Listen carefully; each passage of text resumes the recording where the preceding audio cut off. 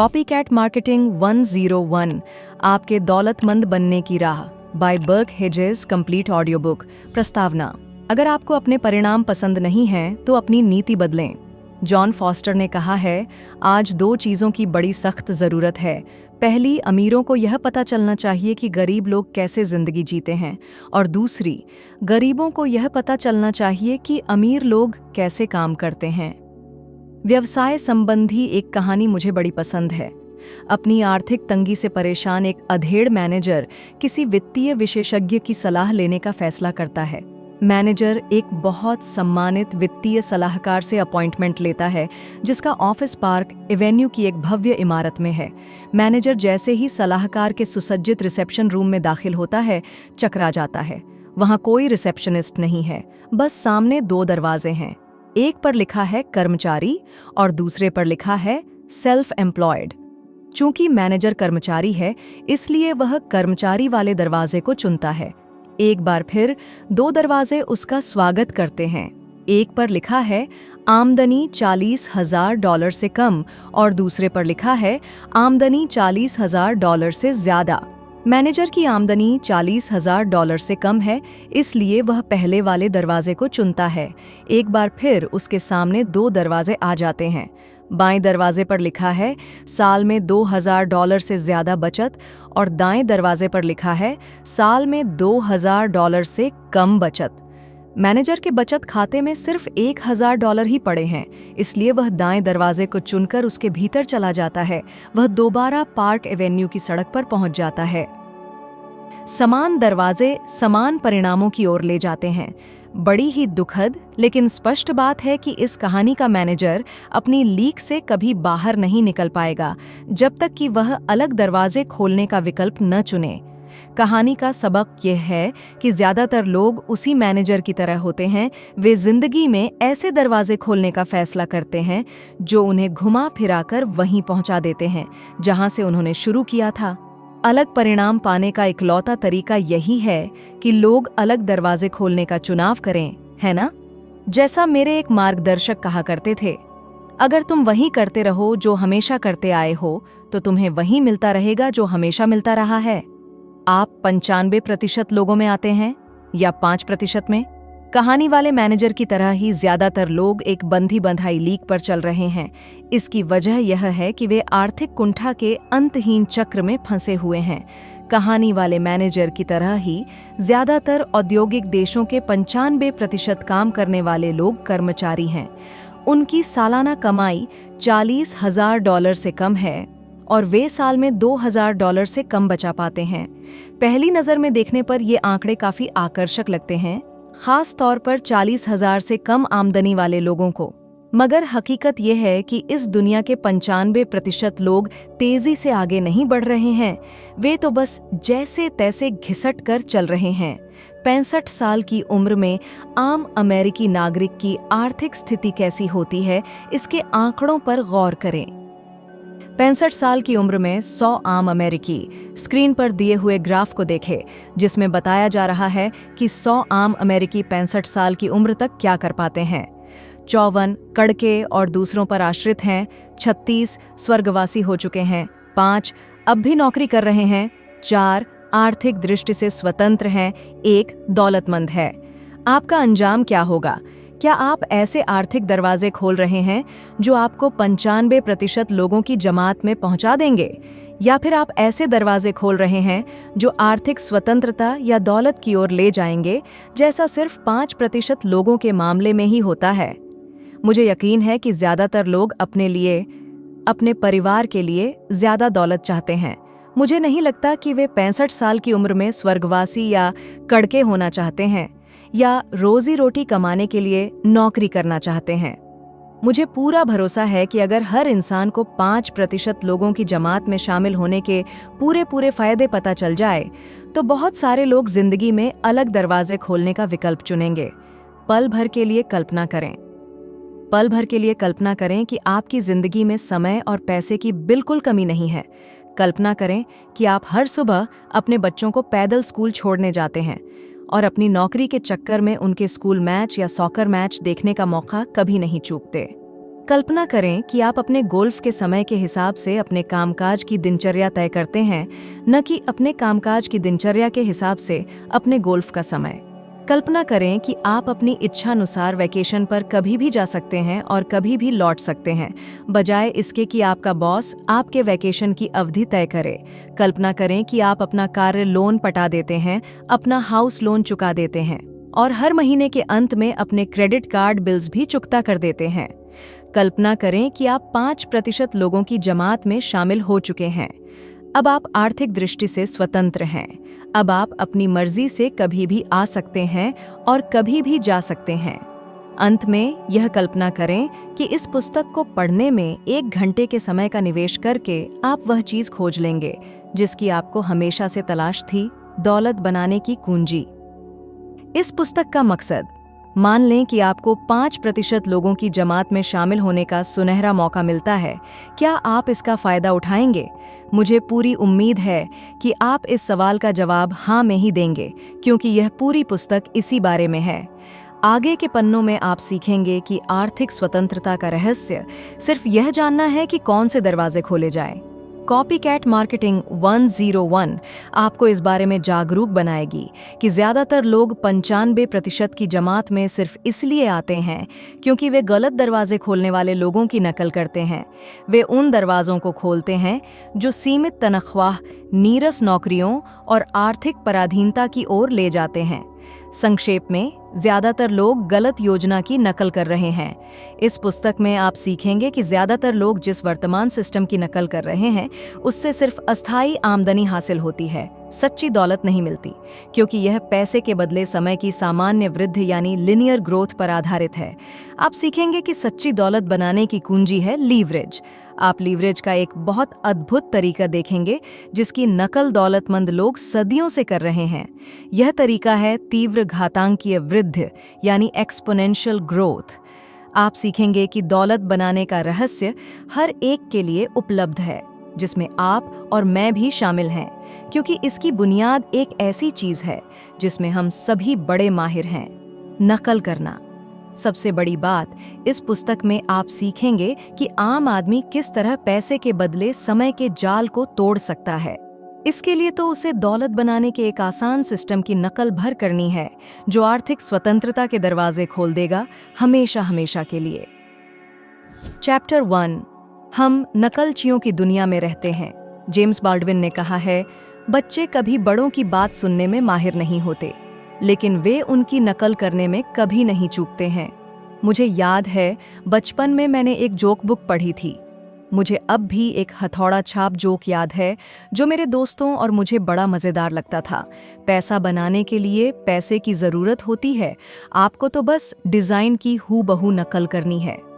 देखा, मैंने आपको पहले ही बता दिया था कि यह हथौड़ा छाप जोक है, लेकिन इसके पीछे की भावना बहुत गंभीर है।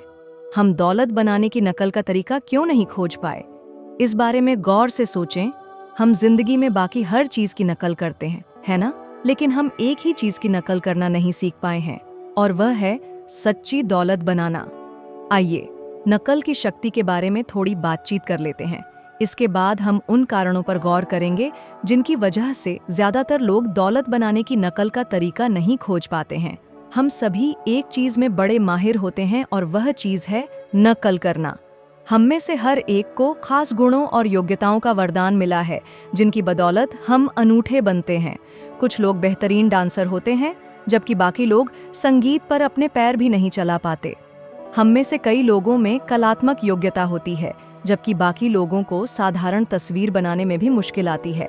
हम में से कुछ बेहतरीन खिलाड़ी होते हैं, जबकि बाकी तो सीधी लकीर पर भी बगैर लड़खड़ाए नहीं चल सकते। लेकिन बिना किसी अपवाद के हम में से हर व्यक्ति एक चीज में बड़ा माहिर होता है, और वह चीज है नकल। क्या आपने कभी सोचा है कि हम नकल में कितने माहिर हैं? इस क्षेत्र में हम में प्रतिभा कूट कूट कर भरी है। हम कॉपीकैट यानी नकल करने में जीनियस हैं। नकल करने के मामले में हम सभी उत्कृष्ट होते हैं, और यह गुण हम सभी में होता है, चाहे हम कहीं भी रहते हों या हमारी योग्यता कितनी भी हो। इससे कोई फर्क नहीं पड़ता कि हम अमीर हैं या गरीब, श्वेत हैं या अश्वेत पुरुष हैं या महिला, हम सभी नकल करने में माहिर होते हैं। तो फिर हम दौलत बनाने की नकल का तरीका क्यों नहीं खोज पाए? पालने से कब्र तक नकलची। नकल उसी दिन से शुरू हो जाती है जिस दिन हम पैदा होते हैं। हम भाषा, खान पान, बाल काटने की शैली, चाल ढाल, कपड़े पहनने की शैली, हर चीज की नकल करते हैं। स्कूल पहुंचने पर हम अक्षरों की नकल करके पढ़ना लिखना सीखते हैं। अगर आप किसी पाश्चात्य देश में पैदा हुए हैं तो आपने पन्ने के बाएं सिरे से दाएं तक लिखने के सिस्टम की नकल की है। अगर आप एशिया के कुछ हिस्सों में जन्मे हैं तो आपने दाएं से बाएं लिखने के सिस्टम की नकल की है। ज्यादा बड़े होने पर हमने नकल करके कार चलाना सीखा है ना। इंस्ट्रक्टर ने हमें सिखाया कि किस तरह रियर व्यू मिरर में देखना है, मुड़ने के सिग्नल पर मुड़ना है, एक्सीलरेटर पर हल्के से दबाव डालना है, स्पीड लिमिट के हिसाब से गाड़ी चलानी है और चौराहों पर रुकना है। हमने ड्राइविंग इंस्ट्रक्टर की जितनी बेहतर नकल की, उतनी ही आसानी से हमने ड्राइविंग टेस्ट पास कर लिया। जैसा देश वैसा भेस। हम सभी अपने आसपास के लोगों की नकल करने में इतने माहिर होते हैं कि भिन्न संस्कृतियों के लोगों के रीति रिवाजों और आदतों को देखकर दंग रह जाते हैं। इसीलिए जैसा देश वैसा भेस कहावत महत्वपूर्ण है। इसका अर्थ है कि हमें भिन्न संस्कृतियों का सम्मान करना चाहिए, खासकर दूसरे देशों की यात्रा करते वक्त। कहना सरल है, करना कठिन है। हम अपने आसपास के रीति रिवाजों की नकल करने के इतने आदी होते हैं कि दूसरी संस्कृतियों की नकल के बारे में सुनकर हमें अक्सर हैरत और गुदगुदी होती है। दुनिया भर के टीवी दर्शकों के प्रिय नाश्तों की संक्षिप्त सूची से आपको मेरा मतलब समझ में आ जाएगा। अमेरिका में पॉपकॉर्न, चीन में मुर्गे की टांग, जापान में टी सैंडविच, मेक्सिको में रोस्टेड कॉर्न, भारत में मटन सैंडविच, कोरिया में धूप में सूखे स्क्विड। अब बताएं, क्या आपके मन में यह विचार आया, वे यह चीज कैसे खा सकते हैं? धूप में सूखे स्क्विड, मुर्गे की टांग, कहीं आप मजाक तो नहीं कर रहे? लेकिन जरा सोचें, अगर आप कोरिया में पले बड़े होते तो टीवी देखते वक्त आप नाश्ते में क्या खा रहे होते? हाँ, आपका अंदाजा सही है, धूप में सूखे स्क्विड। काम करने के तरीके की नकल। मेरी बात का मूल मुद्दा यह है, संस्कृतियों में अनगिनत भिन्नताएं होती हैं, लेकिन इसके बावजूद सभी संस्कृतियों में एक अद्भुत समानता होती है। हम अपने रीति रिवाज एक ही तरीके से सीखते हैं, नकल करके। हम इतनी ज्यादा नकल करते हैं कि हमें इस बात का एहसास ही नहीं रहता। सांस लेने की तरह ही नकल करना भी हमारी आदत में शुमार हो जाता है। तो मैं आपसे एक बार फिर पूछता हूँ, हम दौलत बनाने की नकल का तरीका क्यों नहीं खोज पाए? शक की कोई गुंजाइश ही नहीं है। नकल इंसान को मिला सबसे शक्तिशाली शिक्षण साधन है। नकल हमारी जिंदगी के लगभग हर पहलू पर असर डालती है, जिसमें छोटी छोटी आदतों से लेकर जिंदगी बदलने वाले बड़े निर्णय शामिल होते हैं। मिसाल के तौर पर, हम अपनी जिंदगी का एक बड़ा हिस्सा काम करने में बिताते हैं। क्या आपने कभी सोचा कि आपने उन कामों को करना कैसे सीखा? आपने कंप्यूटर पर पत्र लिखना कैसे सीखा? आपने यह कैसे सीखा कि किस पोशाक को पहनकर ऑफिस जाना है? और आपने नवनियुक्त कर्मचारियों को यह कैसे सिखाया? अपने कामों की नकल करना सिखाकर। यही हकीकत है। मनोवैज्ञानिक इसे मॉडलिंग और मिररिंग यानी प्रतिरूपण और प्रतिबिंबन का नाम देते हैं। मैं तो इसे पेशेवर नकलची बनना कहता हूँ। इस बारे में कोई शक नहीं है कि हम पालने से लेकर कब्र तक जिंदगी भर नकल करते रहते हैं। इसके कारण बहुत से हैं। नकल करना आसान होता है, हमें हर बार शुरू से हर चीज़ नहीं करनी होती है, यह कारगर है और हम में इसकी जन्मजात प्रतिभा होती है। बंदर जैसा देखता है वैसा करता है। कहावत को इस तरह भी कहा जा सकता है, लोग जैसा देखते हैं वैसा करते हैं। इसीलिए मैं कहता हूँ कि हम नकलचियों की दुनिया में रहते हैं। अगर इस दुनिया का हर आदमी किसी एक चीज में माहिर है तो वह है नकल यानी कॉपी कैटिंग। नौकरियों की नकल पर एक संक्षिप्त ऐतिहासिक सबक। पैसा कमाने के क्षेत्र में भी हम नकल ही करते हैं। हजारों सालों तक किसानों के बेटे अपने पिता की नकल करके किसान बने, मोचियों के बेटे मोची बने। इसी कारण हमारे बहुत से सरनेम व्यवसायों के नाम पर हैं, जैसे फार्मर, स्मिथ, कारपेंटर, टेलर वगैरह। औद्योगिक क्रांति के बाद फार्मर, स्मिथ, कारपेंटर और टेलर जैसे सरनेम वाले लाखों बच्चों ने पुश्तैनी व्यवसाय छोड़ दिया और वे काम की एक नई अवधारणा नौकरी की नकल करने शहर आ गए। नौकरी की नकल कई पीढ़ियों तक काफी कारगर साबित हुई, खास तौर पर अमेरिका में, जो औद्योगिक क्रांति का बेताज बादशाह है। 20वीं सदी के पूर्वार्ध में 2 विश्व युद्धों और महान मंदी की स्याह छाया में ज्यादातर लोग अपने परिवार वालों या दोस्तों की नकल करके खुश थे और 9 से 5 की नौकरी से संतुष्ट थे। चूंकि उनकी उम्मीदें उनकी जीवन शैली से आगे नहीं जा रही थीं, इसलिए नौकरी करनी चाहिए मानसिकता की नकल करने वाले लोग अपनी स्थिति से संतुष्ट थे। नकल करें, लेकिन सोच समझकर। जिंदगी की लगभग हर चीज की तरह ही नकल का भी एक बुरा पहलू होता है। हम किसी चीज की नकल करते हैं, इसका यह मतलब नहीं होता कि वह अच्छी है या कार्यकुशल है या उपयोगी है। दुर्भाग्य से अक्सर सोचने के आलस की वजह से हम नकल का बहाना बना लेते हैं। इससे मुझे मेन स्ट्रीट के एक बूढ़े दुकानदार की कहानी याद आती है। इस दुकानदार के स्टोर की डिस्प्ले विंडो में एक बड़ी घड़ी रखी रहती थी। बरसों तक दुकानदार देखता रहा कि एक संभ्रांत व्यक्ति हर दिन दोपहर को स्टोर के सामने आता था, बड़ी घड़ी के सामने ठहरता था, अपनी जेब से एक पॉकेट वॉच निकालता था और सावधानी से समय मिलाता था। एक दिन दुकानदार की उत्सुकता इतनी बढ़ गई कि उसे रहा नहीं गया। जब संभ्रांत व्यक्ति बड़ी घड़ी के सामने आकर रुका, तो दुकानदार स्टोर से बाहर की ओर लपका और उसने उस आदमी से पूछ ही लिया कि वह हर दिन अपनी घड़ी क्यों मिलाता है। उस आदमी ने मुस्कुराकर जवाब दिया, मैं टाउन मिल का फोरमैन हूँ। मुझे हर दिन शाम को 5 बजे हूटर बजाना होता है, इसलिए मैं ये पक्का कर लेना चाहता हूँ कि वह ठीक समय पर ही बजे। बूढ़े दुकानदार ने उसे बड़ी हैरानी से देखा और फिर जोर जोर से हंसने लगा। फोरमैन ने पीछे हटकर गुस्से से कहा, इसमें हंसने की क्या बात है? दुकानदार बोला, बुरा ना माने, मैं आपकी हंसी नहीं उड़ा रहा हूँ, लेकिन मुझसे हंसी रोकी नहीं गई। देखिए, मैं बरसों से अपनी बड़ी घड़ी आपके 5 बजे के हूटर से मिलाता आ रहा हूँ। यह कहानी नकल के एक अजीब पहलू का आदर्श उदाहरण है। हम दूसरों की नकल करते हैं, दूसरे हमारी नकल करते हैं, और हम अक्सर यह मान बैठते हैं कि हम जिन लोगों की नकल कर रहे हैं उनके पास सही जवाब है। मैं दोहराता हूँ, हम मान बैठते हैं कि हम सही लोगों की नकल कर रहे हैं। ठीक यही होता है अगर नौकरी करने से पहले हम अच्छी तरह सोच विचार न कर लें कि हमने नौकरी का विकल्प क्यों चुना। मेरे हिसाब से ज़्यादातर लोगों का यह मानना है कि नौकरी करना ही दौलत बनाने का सबसे अच्छा तरीका है। सच्चाई कुछ और है। दरअसल नौकरी से सच्ची दौलत नहीं बनती है। नौकरी से तो सिर्फ अस्थायी आमदनी मिलती है, और दोनों में ज़मीन आसमान का फ़र्क होता है। आइए हम नौकरी की नकल की दोबारा जांच करें। जैसा मैंने पहले कहा था, नकल करना सीखने का सबसे शक्तिशाली साधन है, लेकिन कभी कभार हमें पीछे हटकर अपनी मान्यताओं की पड़ताल करनी चाहिए कि हम किस चीज़ की नकल कर रहे हैं और क्यों, ताकि नकल करने से हमें सचमुच वही मिले जो हम पाना चाहते हैं। इस पूरे अध्याय में मैंने बार बार यह सवाल पूछा है, हम दौलत बनाने की नकल का तरीका क्यों नहीं खोज पाए?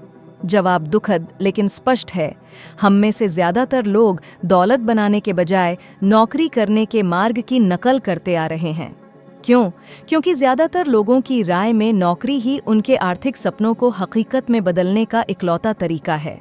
शायद वे नौकरी के अलावा किसी दूसरे विकल्प के बारे में जानते ही नहीं हैं। शायद उन्हें पता ही नहीं है कि दौलत के अन्य स्रोत भी होते हैं, या शायद उन्हें यह लगता है कि वे नौकरी के अलावा किसी दूसरे क्षेत्र में सच्ची दौलत बनाने में सक्षम नहीं हैं। कारण चाहे जो हो, परिणाम वही होता है।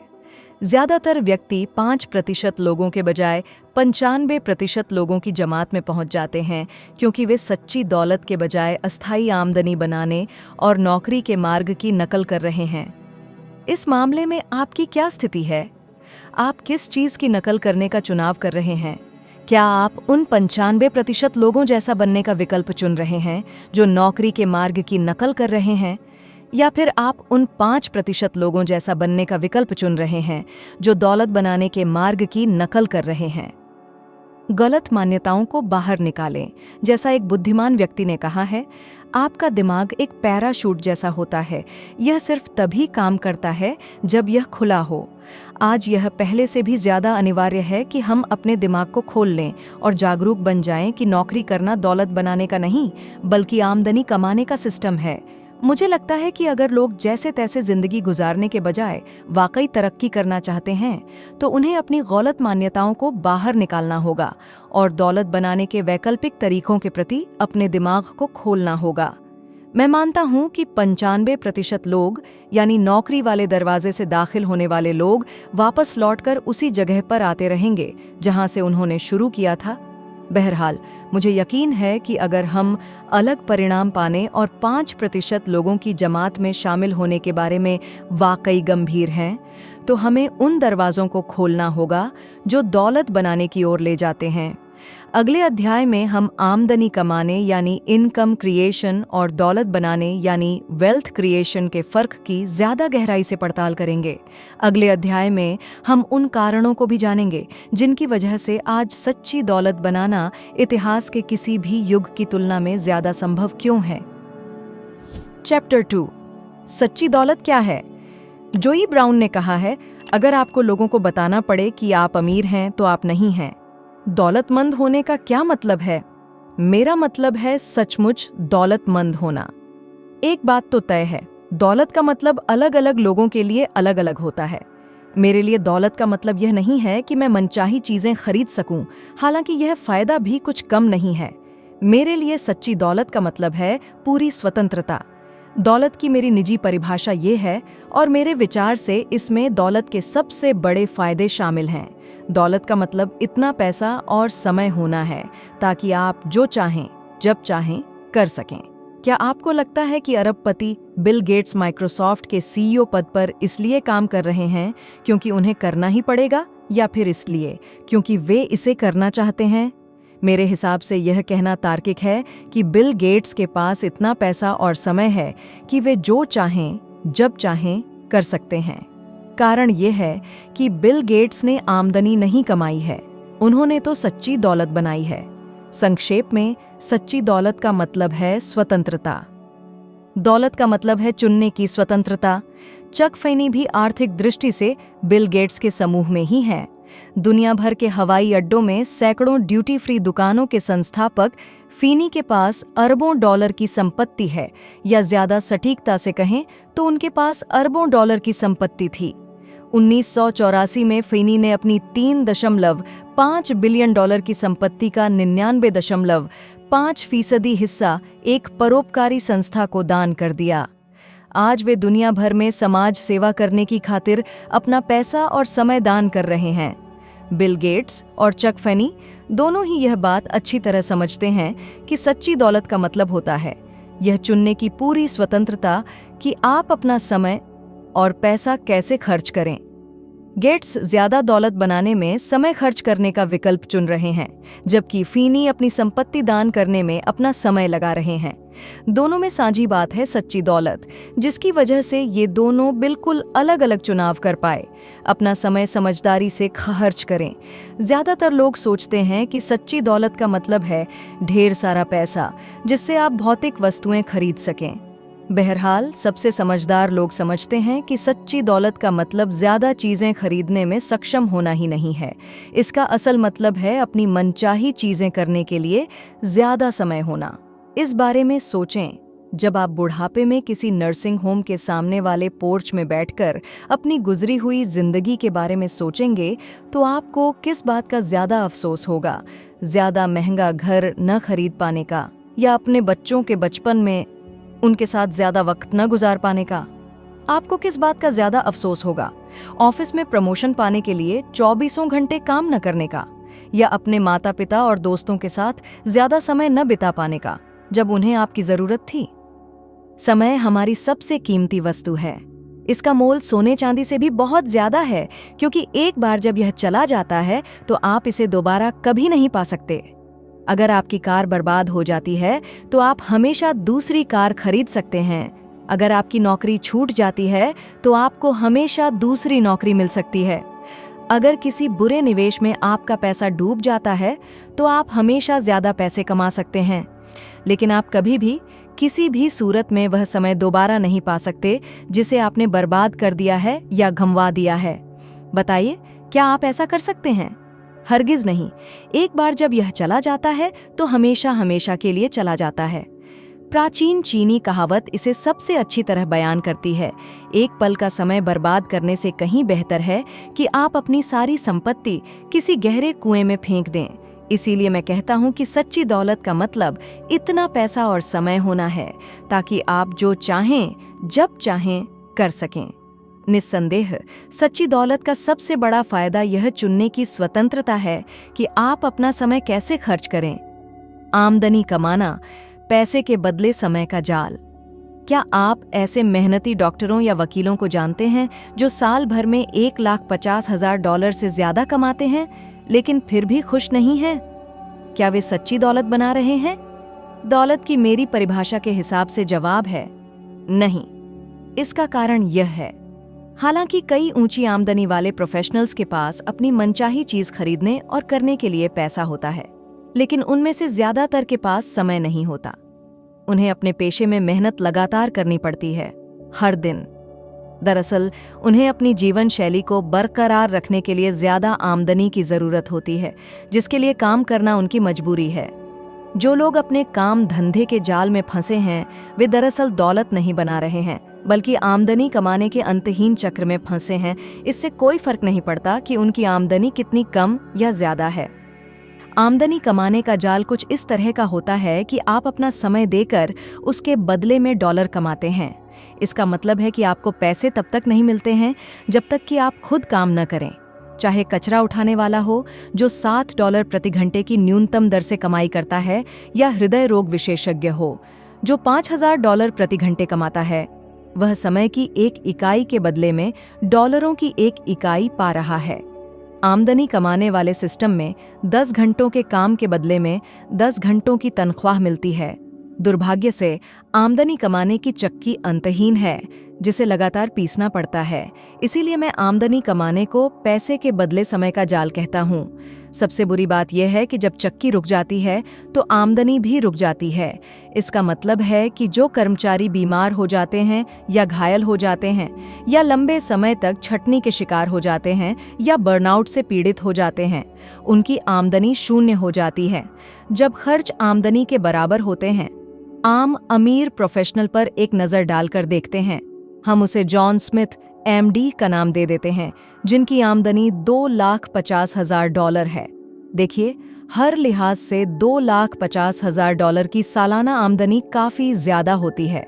लेकिन जब ऊंचे भुगतान वाले प्रोफेशनल्स अपनी जीवन शैली को बरकरार रखने के लिए अपनी आमदनी पर निर्भर हो जाते हैं, तो वे अनजाने में ही पैसे के बदले समय के जाल में फंस जाते हैं। स्क्रीन पर दिए गए चार्ट को देखें, जिसमें बताया जा रहा है कि कैसे पैसे के बदले समय के जाल में फंस जाते हैं आम अमीर प्रोफेशनल। अल्पकालीन आमदनी का गुलाम। जैसा आप देख सकते हैं, डॉक्टर स्मिथ बेहतरीन जीवन शैली जीते हैं। हम सभी इतने मालदार बनना चाहेंगे कि बेहतरीन कंट्री क्लब की सदस्यता हासिल कर लें, कोलोराडो में महंगी स्की वैकेशंस का आनंद लें, या फिर कैरिबियन की सुखद क्रूज पर जाएं। यकीनन डॉक्टर स्मिथ की जीवन शैली ऐसी है जिसके हम में से ज्यादातर लोग सिर्फ सपने देखते हैं, लेकिन वे उस जीवन शैली की बड़ी भारी कीमत चुका रहे हैं। उन्होंने इसकी खातिर अपनी स्वतंत्रता गिरवी रख दी है। मुझे उम्मीद है कि आप समझ गए होंगे। डॉक्टर स्मिथ के पास अल्पकालीन आमदनी तो है, लेकिन उनके पास अपनी मनमर्जी से आने जाने की स्वतंत्रता नहीं है। वे अपनी नौकरी की जंजीर में बंधे हैं क्योंकि वे अपनी जीवन शैली के गुलाम बन चुके हैं। डॉक्टर स्मिथ को हर दिन ऑफिस जाना पड़ता है, चाहे उनका मन हो या न हो। अगर डॉक्टर स्मिथ नहीं जाएंगे तो उन्हें पैसे नहीं मिलेंगे, और अगर डॉक्टर स्मिथ को पैसे नहीं मिलेंगे तो घर की किस्त या कार लोन की किस्त या क्रेडिट कार्ड के बिल्स या प्राइवेट स्कूल की फीस भी नहीं पट पाएगी। कोई हैरानी नहीं कि इतने सारे प्रोफेशनल्स असमय ही हार्ट अटैक का शिकार हो जाते हैं। एक दुर्घटना जो होने का इंतजार कर रही है। जरा सोचिए, ऊंची तनख्वाह वाले डॉक्टर की क्या हालत होगी अगर उसके हाथों में आर्थराइटिस हो जाए और काम छूटने की वजह से वह आमदनी न कमा पाए। अब असल मुद्दे की बात पर आते हैं। आप बताइए, आप कहाँ होंगे अगर आप काम छूटने की वजह से आमदनी न कमा पाए? ज्यादातर लोगों के लिए यह बहुत बुरा सपना होता है। आमदनी कमाने के साथ यही समस्या है, यह अल्पकालीन होती है। अगर आप काम करना छोड़ देते हैं तो आमदनी भी छूट जाती है। और अगर नौकरी या पेशे के अलावा आपको कहीं से भी आमदनी नहीं होती है तो आप तबाही की ओर बढ़ रहे हैं। बिजनेस वीक मैगजीन के अनुसार आम कर्मचारी को मकान खरीदने, छोटी छोटी बचत करने और रिटायरमेंट के लाभ इकट्ठे करने में आधी जिंदगी लग जाती है। यह सब गंवाने के लिए सिर्फ 6 महीने की बेरोजगारी ही काफी होती है। भयावह है, नहीं क्या? रेसिड्यूअल आमदनी से स्वतंत्रता। क्या यह बेहतरीन नहीं होगा कि आप डॉक्टर स्मिथ की जीवन शैली के सभी फायदों का आनंद ले सकें, लेकिन आपको हर दिन काम पर जाने का बंधन न हो, बशर्ते आप न जाना चाहते हो? यह तो सबसे बड़े सपने के सच होने जैसा होगा, है ना? सौभाग्य से अल्पकालीन आमदनी के अलावा एक अन्य प्रकार की आमदनी भी होती है। इसे रेसिड्यूअल यानी अवशिष्ट आमदनी कहते हैं। अल्पकालीन आमदनी के विपरीत रेसिड्यूअल आमदनी तब भी पैसे कमाती है जब आप काम पर नहीं जाते हैं। रेसिड्यूअल आमदनी पैसे के बदले समय का शिकार नहीं होती है, क्योंकि यह डॉलर और समय की अदला बदली पर निर्भर नहीं होती।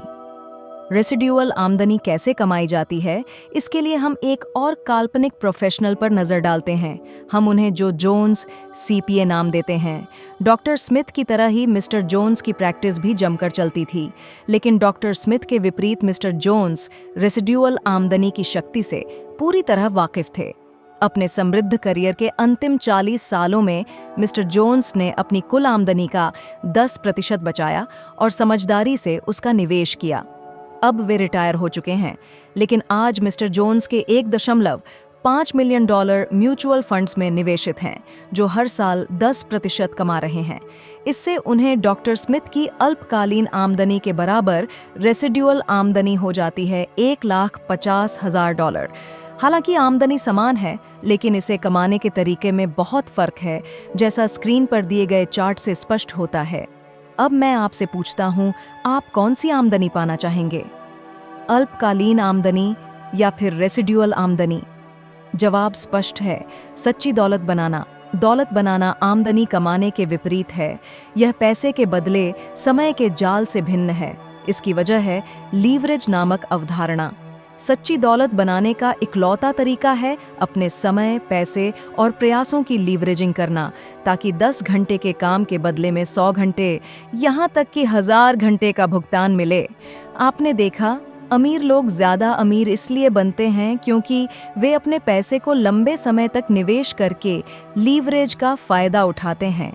जैसा मैंने अपनी दूसरी पुस्तक you can't steal second with your foot on first में बताया है, आम मिलियनेयर बरसों तक अपनी 20% आमदनी बचाकर और समझदारी से उसका निवेश करके अपनी दौलत कमाता है। अमीर लोग इसी तरह अमीर बनते हैं और बने रहते हैं, लंबे समय तक निवेश करके अपने पैसे से अपने लिए काम करवाकर। आमदनी कमाने और दौलत बनाने में बड़ा फर्क होता है। आमदनी बनाना अल्पकालीन है, आपको काम करना पड़ता है, क्योंकि काम बंद तो आमदनी बंद। दौलत बनाना स्थायी है, आप पैसे के बदले समय के जाल से बच जाते हैं, क्योंकि आप अपने पैसे और समय दोनों से अपने लिए काम करवाते हैं। अपने समय की लीवरेजिंग करना। देखिए, मैं समझता हूँ कि बहुत कम लोगों के पास मिस्टर जोन्स जितना पैसा आता है, या वे इतने अनुशासित होते हैं जिससे वे अपनी मासिक बचत की लीवरेजिंग करके $1.5 मिलियन बना सकें। सौभाग्य से पैसे की लीवरेजिंग ही सच्ची दौलत बनाने का एकमात्र अचूक और सच्चा तरीका नहीं है। सच्ची दौलत बनाने का दूसरा तरीका अपने समय की लीवरेजिंग करना है। इसका मतलब है समय बर्बाद करने के बजाय इसका निवेश करना।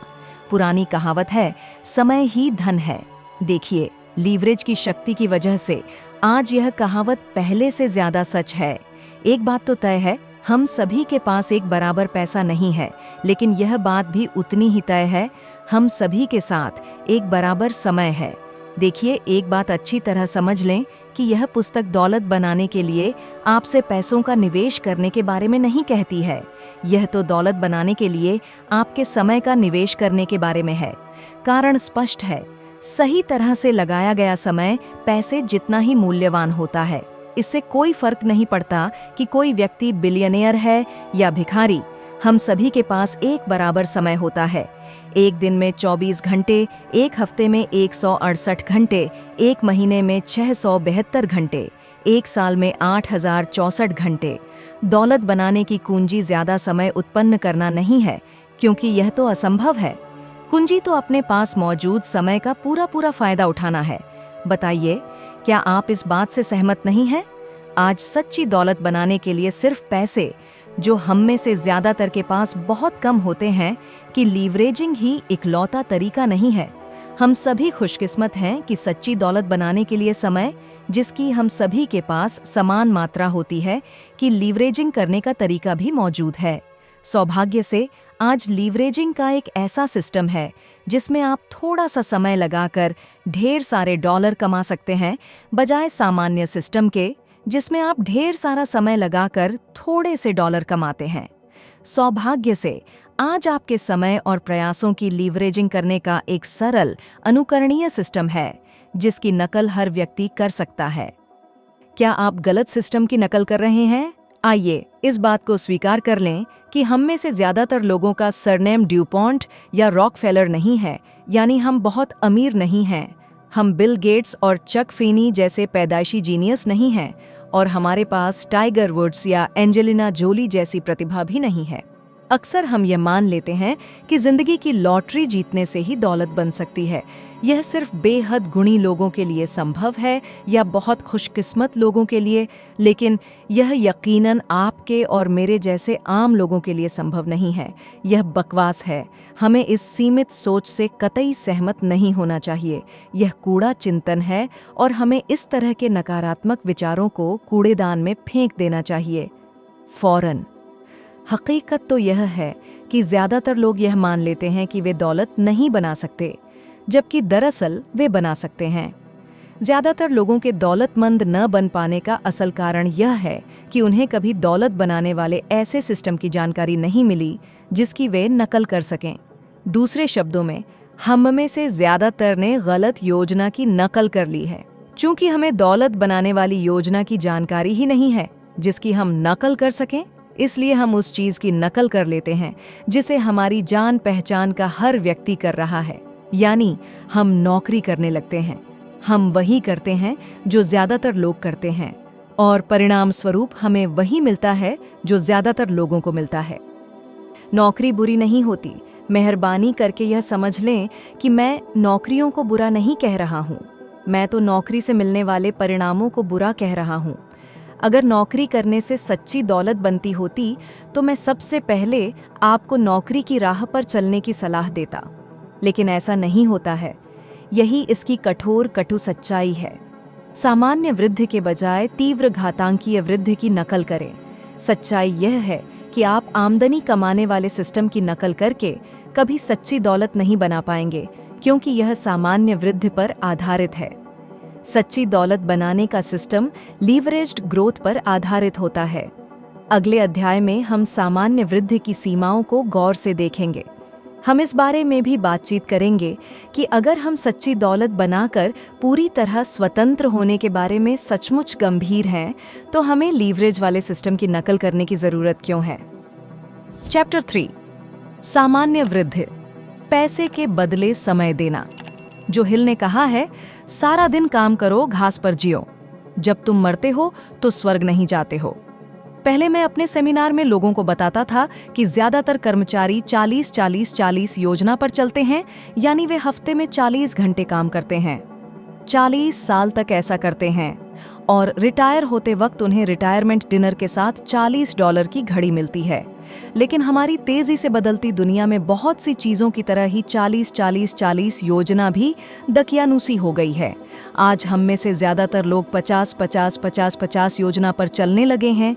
आजकल हम हफ्ते में 50 घंटे काम करते हैं, साल में 50 हफ्ते काम करते हैं, 50 साल तक ऐसा करते हैं, और रिटायर होने पर हमें अपने वेतन का 50% हिस्सा मिलता है, जिस पर हम आज भी गुजारा नहीं कर पाते हैं।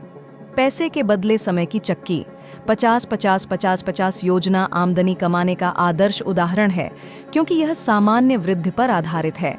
सामान्य वृद्धि वाली आमदनी की गणना बड़ी सरल है। H आवरली वेज, यानी प्रति घंटे तनख्वाह, multiply by N number of hours worked, यानी काम के घंटे इक्वल टू आय इनकम यानी आमदनी। सामान्य वृद्धि की परिभाषा है काम के अनुपात में परिणाम। सामान्य शब्दावली में इसका मतलब यह है कि आप जितना भीतर डालते हैं आपको उतना ही मिलता है, न उससे कम न उससे ज्यादा। सामान्य आमदनी में समय की एक इकाई के बदले में पैसे की एक इकाई मिलती है। इसका मतलब यह है कि सामान्य वृद्धि पर आधारित आमदनी बढ़ाने का एकमात्र तरीका ज्यादा घंटे काम करना है या फिर प्रति घंटे तनख्वाह बढ़वाना है। देखिए, पहली नज़र में सामान्य वृद्धि वाली आमदनी काफ़ी तर्कसंगत नज़र आती है। यह उन लोगों को पुरस्कृत करती है जिन्हें प्रति घंटे अच्छी रकम मिलती है और जो ज़्यादा घंटे काम करना चाहते हैं। लेकिन सामान्य वृद्धि की आमदनी वाले कर्मचारियों की सबसे बड़ी समस्या यह है कि उनकी आमदनी की एक ऊपरी सीमा हमेशा रहेगी, भले ही उनकी प्रति घंटे आमदनी कितनी ही ज़्यादा हो। पेंटर और प्रोफेशनल सामान्य वृद्धि की सीमाओं को अच्छी तरह से समझने के लिए उदाहरण देख लेते हैं। आइए दो बहुत अलग अलग व्यवसायों के मेरे दो परिचितों पर नज़र डालते हैं। इनमें से एक घर पेंट करने के बिजनेस में है और दूसरा डॉक्टर है। पेंटर का नाम गैरी है। वह एक छोटे से पेंटिंग और वॉलपेपरिंग बिजनेस का मालिक है। वह क्लियर वाटर, फ्लोरिडा में मेरे घर के पास रहता है। गैरी कड़ी मेहनत करता है। वह सुबह जल्दी ही काम में जुट जाता है और अंधेरा होने तक लगातार काम करता रहता है। संभव होने पर वह वीकेंड्स में भी काम करता है। गैरी के काम करने की दर $30 प्रति घंटे है, लेकिन यात्रा के समय, खर्च, बीमे, टैक्स आदि का खर्च निकालने के बाद उसके भुगतान की वास्तविक दर शायद $20 प्रति घंटे के करीब है। अगर खुशकिस्मती से गैरी हर दिन 10 घंटे काम करे और सप्ताह में 6 दिन काम करता रहे तो एक साल में उसकी कमाई इतनी होगी। 1 मल्टीप्लाई बाई $20 यानी $20 प्रति घंटे, प्रति सप्ताह 60 घंटे यानी $1200 प्रति सप्ताह, 50 सप्ताह प्रति साल यानी $60,000 प्रति वर्ष। देखिए, $60,000 की रकम कम नहीं होती है। बहुत से लोग एक साल में $60,000 कमाना चाहेंगे, लेकिन गैरी एक साल में इससे ज्यादा कभी नहीं कमा सकता, और वह भी तब जब एक के बाद एक अच्छा काम लगातार मिलता रहे। अब जरा यह भी देख लें कि गैरी अपने बेहतरीन साल की कितनी कीमत चुकाता है। यह सप्ताह में सिर्फ एक दिन अपनी पत्नी और बच्चों के साथ रह पाता है। वह साल में कभी $60,000 से ज्यादा नहीं कमा पाएगा, चाहे वह कितनी ही कड़ी मेहनत कर ले। वह शायद ही कभी काम के बीच छुट्टी लेता है, और अगर लेता भी है तो इतना थका मांदा या कड़का होता है कि इसका आनंद नहीं ले पाता। सामान्य वृद्धि पर आधारित आमदनी की खातिर काम करने का सबसे बुरा पहलू यह है, गैरी को अपने काम का भुगतान सिर्फ एक बार ही मिलता है। इसका मतलब यह है कि आखिरी चेक मिलने के बाद वह दोबारा पैसे के बदले समय की चक्की चलाने लगता है। प्रोफेशनल्स ज्यादा आमदनी वाले हाउस पेंटर्स से अधिक नहीं। अब आइए जॉन स्मिथ MD की जिंदगी पर दोबारा नजर डालते हैं, जो अपनी प्रैक्टिस में साल भर में $2,50,000 कमाते हैं। डॉक्टर स्मिथ जनरल प्रैक्टिशनर हैं और प्राइवेट क्लिनिक में इलाज करते हैं। उनके यहाँ 4 पूर्णकालिक कर्मचारी हैं, जिनमें से 2 रजिस्टर्ड नर्स हैं। बहरहाल, डॉक्टर स्मिथ को मरीजों को खुद देखना होता है, इसलिए वे दिन में 8 घंटे काम करते हैं और सप्ताह में 6 दिन मरीजों को देखते हैं। इसके अलावा कागजी कामों को निपटाने में हर दिन 2 घंटे का वक्त चला जाता है, और हर महीने 2 रविवार बिजनेस संबंधी मामलों में लग जाते हैं। डॉक्टर स्मिथ के पास अपनी आमदनी बढ़ाने का एक ही रास्ता है, अपने काम के घंटे बढ़ाना। लेकिन वे पहले ही दिन में 10 घंटे काम कर रहे हैं, इसलिए घर पहुंचने तक वे इतने ज्यादा थक जाते हैं कि होमवर्क में बच्चों की मदद नहीं कर सकते या उनके फुटबॉल मैच देखने नहीं जा सकते, और वे अपने काम के घंटे तो बढ़ा ही नहीं सकते। अपनी नौकरी के गुलाम। यह सच है कि डॉक्टर स्मिथ बहुत सारा पैसा बनाते हैं, लेकिन इसकी कीमत यह है कि वे POW प्रिजनर ऑफ वर्क यानी काम के कैदी हैं। वे खुद को जाल में फंसा महसूस करते हैं। वे कुंठित, नाराज और दुखी हैं, लेकिन उन्हें समझ नहीं आता कि इस बारे में क्या करें। इसलिए वे चक्की पीसते रहते हैं, डॉलर पाने की खातिर अपना समय देते रहते हैं और उम्मीद करते रहते हैं कि हालात कभी न कभी तो सुधरेंगे। हालांकि अपने दिल में वे यह बात अच्छी तरह जानते हैं कि ऐसा कभी नहीं होगा। सामान्य वृद्धि पर आधारित आमदनी के साथ यही दिक्कत है। अगर आप खुद काम नहीं कर रहे हैं तो काम नहीं हो पाता। अगर काम नहीं हो पाता तो आपको भुगतान भी नहीं मिलता है, और भुगतान पाने का इकलौता तरीका काम को बार बार करते रहना है। भगवान न करे कि यह पेंटर या डॉक्टर कभी बीमार पड़े या घायल हो जाए, जिसकी वजह से वह काम न कर पाए। आपकी चक्की कितने पैसे देती है? आपकी क्या स्थिति है? क्या आप भी पैसे के बदले समय की चक्की में फंसे हुए हैं? अगर ऐसा है तो आपकी चक्की आपको कितने पैसे देती है? आगे व्यवसायों और उनकी औसत सालाना तनख्वाह की सूची दी गई है, जिसे परेड मैगजीन ने अपनी सालाना रिपोर्ट व्हाट पीपल अर्न में प्रकाशित किया था। जरा स्क्रीन पर देखें कि दूसरे व्यवसायों की तुलना में आपकी सालाना आमदनी कितनी है। क्या आपको यह जानकर हैरानी हुई कि देश की दूसरी नौकरियों की आमदनी की तुलना में आपकी आमदनी कितनी कम है? देखिए, आपको और भी ज्यादा हैरानी होगी जब आप अपनी सालाना आमदनी की तुलना किसी बड़ी कंपनी के सीईओ के भुगतान से करेंगे। गौर करें कि 2008 में सीईओ की तनख्वाह आम कर्मचारी की तनख्वाह की तुलना में कितनी थी। सीईओ और कर्मचारियों के बीच आमदनी की खाई।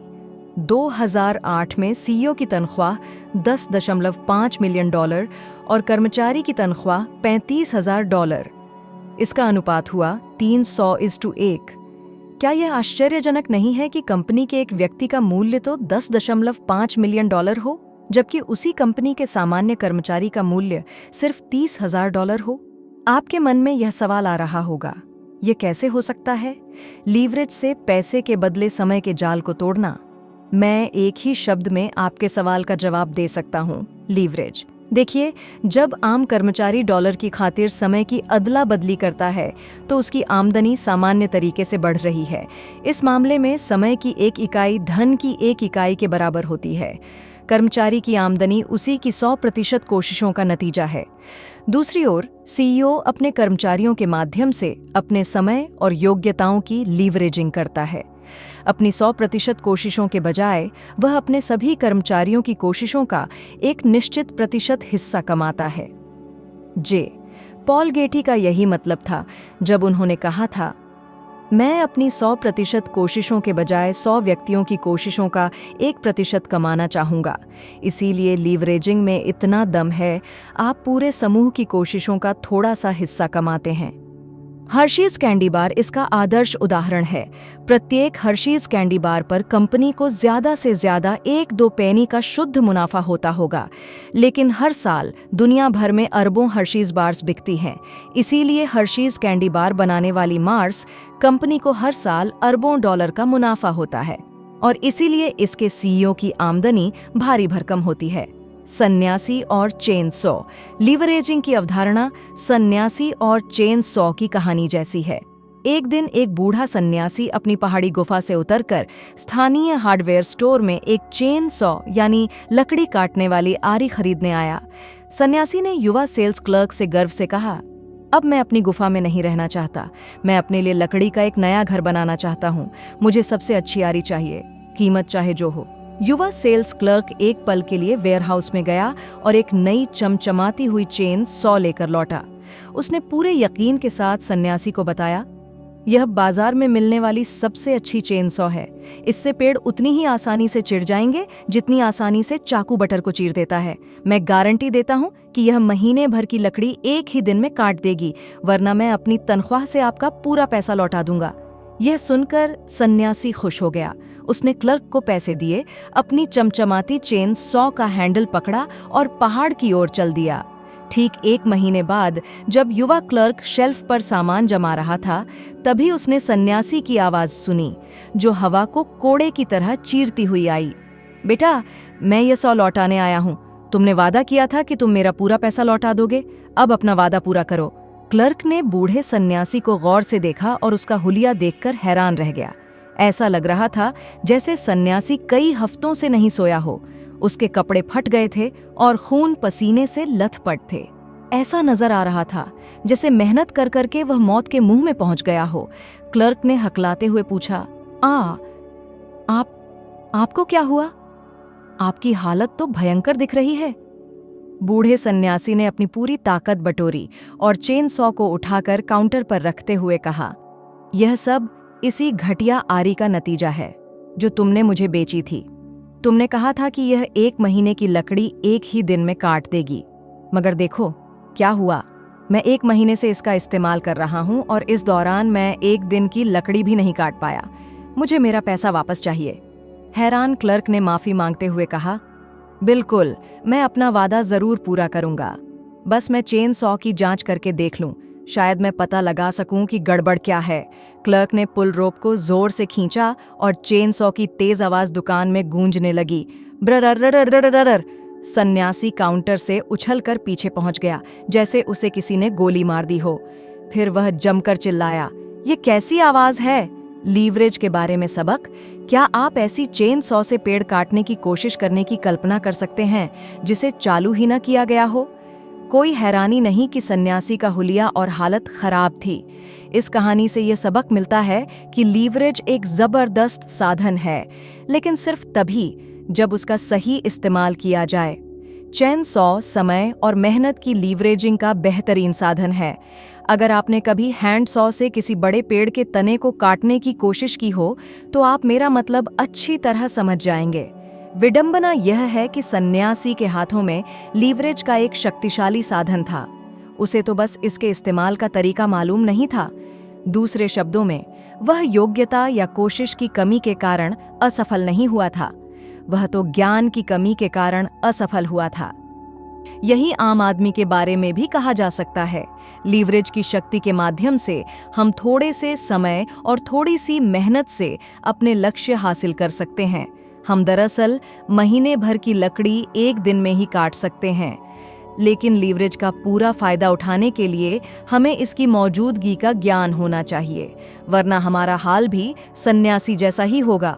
हम डॉलर की खातिर समय की अदला बदली करके, यानी ज्यादा कड़ी मेहनत करके आगे निकलने की कोशिश करते रहेंगे।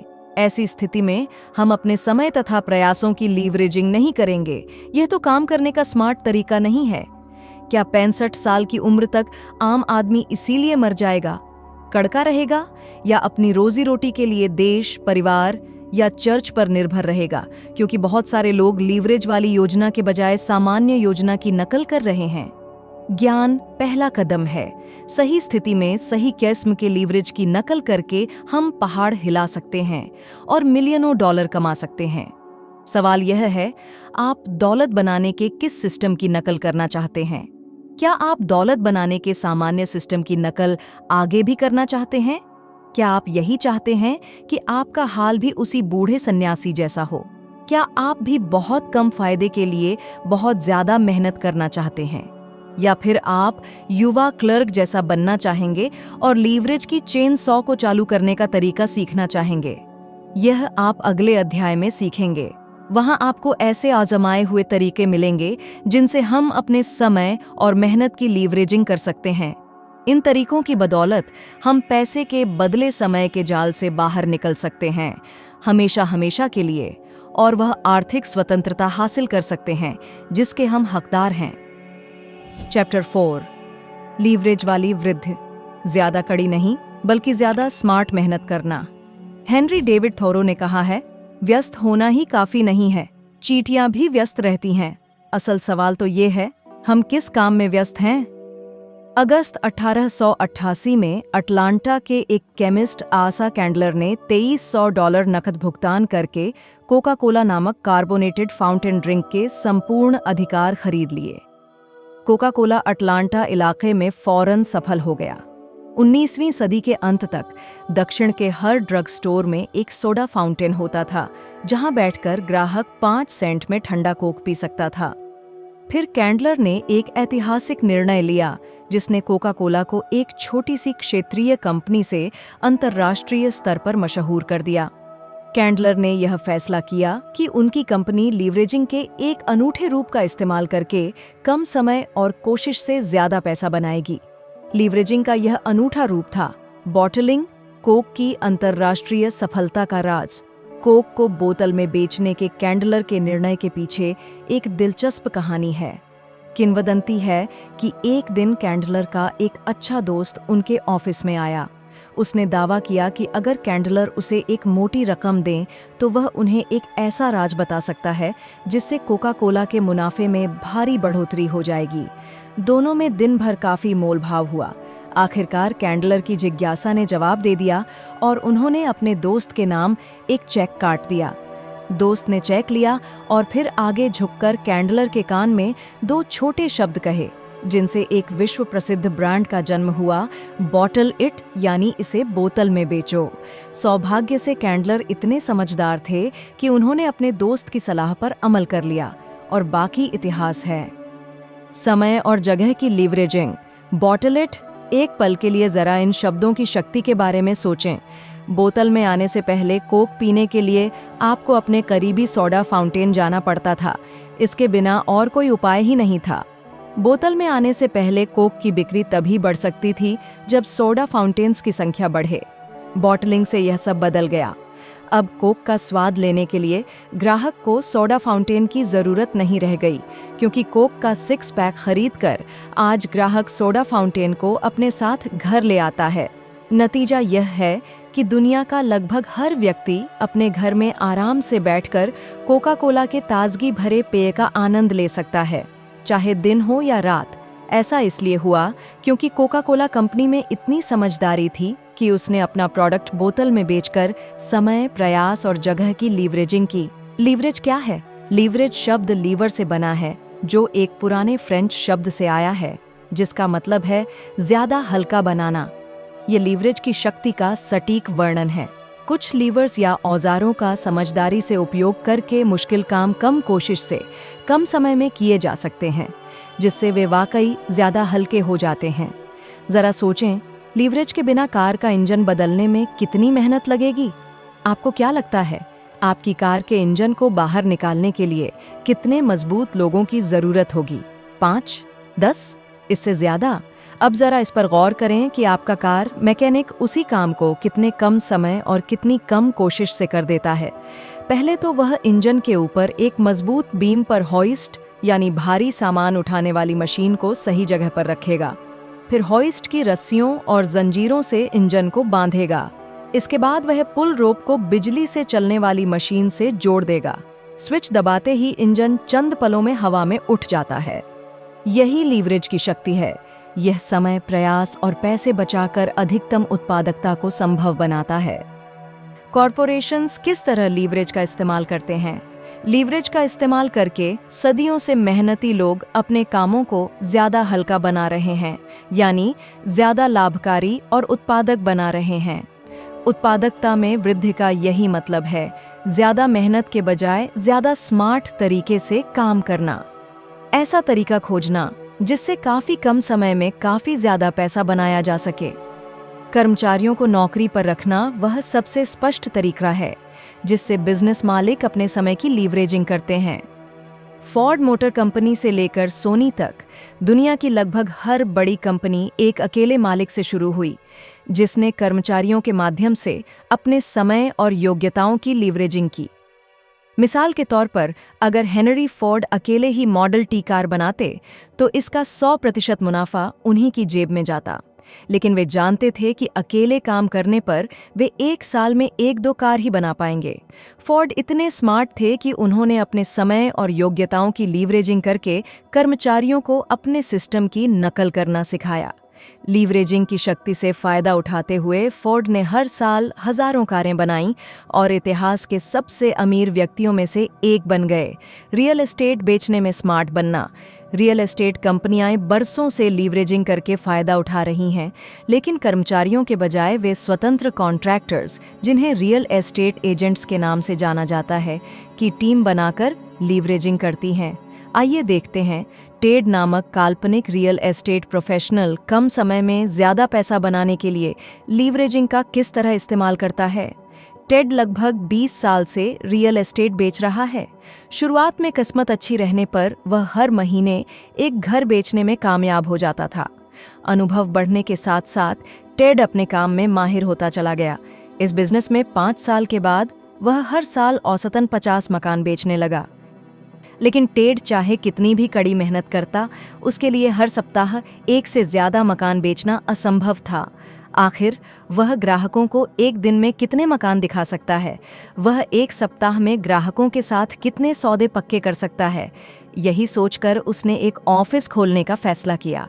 टेड ने अपने कुछ रियल्टर मित्रों को अपनी कंपनी में नियुक्त कर लिया और वे उसके लिए काम करने लगे। अब तक उसकी कंपनी में 20 शीर्षस्थ रियल एस्टेट एजेंट आ चुके हैं।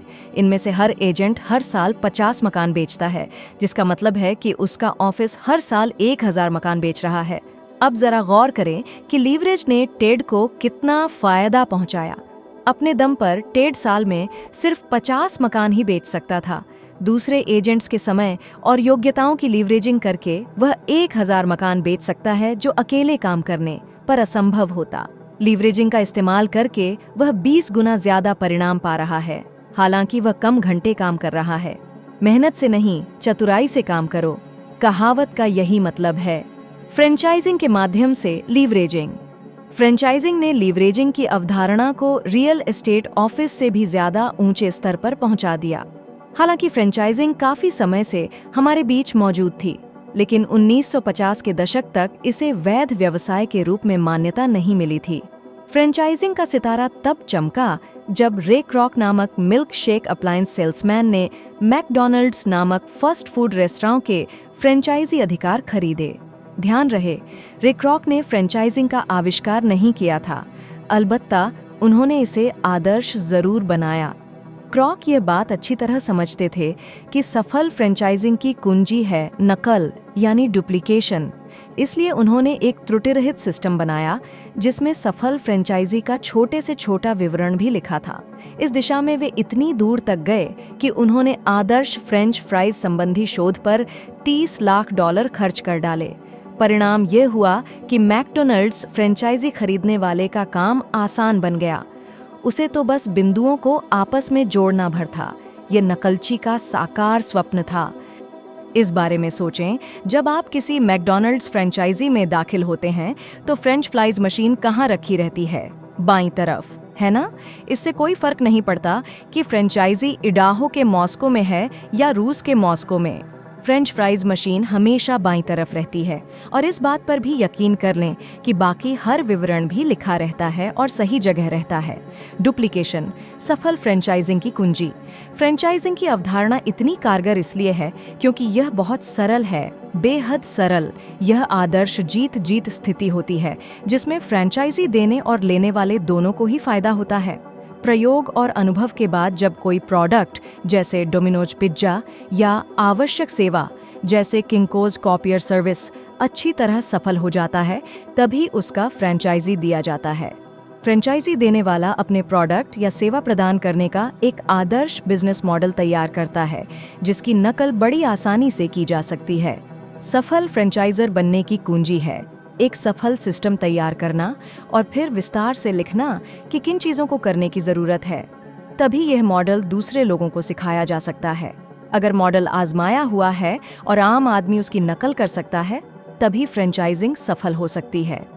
बहरहाल, अगर मॉडल की सफलता लाखों करोड़ों में एक सितारे की प्रतिभा पर निर्भर है, तो फ्रेंचाइजिंग सफल नहीं हो सकती, क्योंकि उस सितारे की नकल नहीं की जा सकती। सितारों का डुप्लीकेशन नहीं किया जा सकता। अभिनेता टॉम क्रूज एक फिल्म के $2 करोड़ लेते हैं। इसकी वजह यह है कि वे बेजोड़ सितारे हैं। हॉलीवुड की शब्दावली में वे बैंकेबल हैं, यानी उनकी बदौलत जबरदस्त आमदनी की जा सकती है। जब टॉम क्रूज किसी फिल्म में होते हैं तो इस बात की गारंटी सी रहती है कि फिल्म पैसे बनाएगी, ढेर सारे पैसे। बहरहाल, आप टॉम क्रूज प्रोडक्ट के फ्रेंचाइजी नहीं दे सकते क्योंकि उनका डुप्लीकेशन संभव नहीं है। आम आदमी टॉम क्रूज के कामों की नकल करके वैसे ही परिणाम नहीं पा सकता। इसीलिए आप रचनात्मक क्षेत्रों में फ्रेंचाइजी नहीं दे सकते, जैसे बेस्ट सेलिंग पुस्तक लिखना या कोई हिट गीत गाना। चूंकि ये क्षेत्र स्टार फैक्टर पर निर्भर करते हैं, इसलिए वे अनूठे हैं और उनकी नकल नहीं की जा सकती। बहरहाल, कुछ प्रोडक्ट्स और व्यवसायों की आसानी से नकल की जा सकती है। पिज्जा इसका आदर्श उदाहरण है। इसमें डलने वाले पदार्थ बहुतायत में मिलते हैं और सस्ते भी हैं।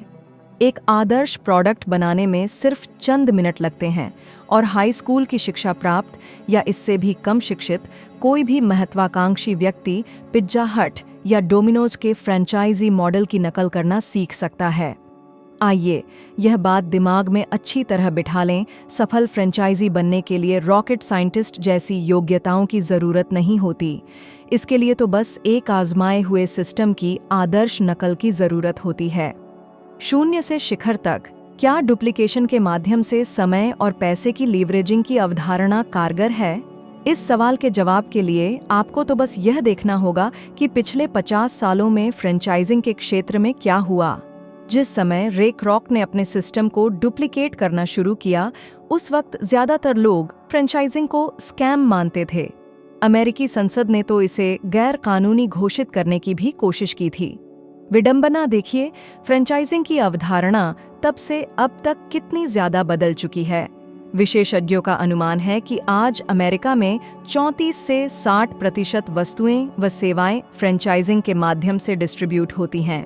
आज दुनिया भर के चतुर निवेशक सफल फ्रेंचाइजी की नकल करने के अधिकार के लिए लाखों डॉलर का भुगतान कर रहे हैं। फ्रेंचाइजिंग की अभूतपूर्व सफलता के पीछे नकल या डुप्लीकेशन की अवधारणा का महत्वपूर्ण योगदान है। बहरहाल, फ्रेंचाइजिंग की सबसे बड़ी समस्या यह है कि फ्रेंचाइजी बनने के लिए बहुत सारा पैसा देना पड़ता है। सच तो यह है कि मैकडॉनल्ड्स का फ्रेंचाइजी बनने के लिए बहुत कम लोगों के पास 10 लाख डॉलर देने की कुव्वत है। समस्या इस बात से और बढ़ जाती है कि फ्रेंचाइजी सिस्टम में सचमुच दौलतमंद बनने के लिए आपको बहुत से फ्रेंचाइजीज का मालिक बनना होगा और उन्हें चलाना होगा। वैकल्पिक फ्रेंचाइजी, सर्वोच्च कॉपीकैट सिस्टम। मान लें फ्रेंचाइजी जैसी कोई ऐसी अवधारणा होती जिसकी शुरुआती लागत सिर्फ $500 होती, और मान लें कि यह वैकल्पिक फ्रेंचाइजी इंसान के पास मौजूद लीवरेज वाली वृद्धि ग्रोथ के सबसे शक्तिशाली रूप का लाभ लेता, चक्रवृद्धि के जरिए तीव्र घातांकीय वृद्धि। तब आपके पास दौलत बनाने का सर्वोच्च कॉपीकैट सिस्टम होता, है ना? कभी इतिहास के सबसे अमीर लोगों के पास दौलत बनाने का जो सिस्टम था, आज आम आदमी उसकी नकल कर सकता है।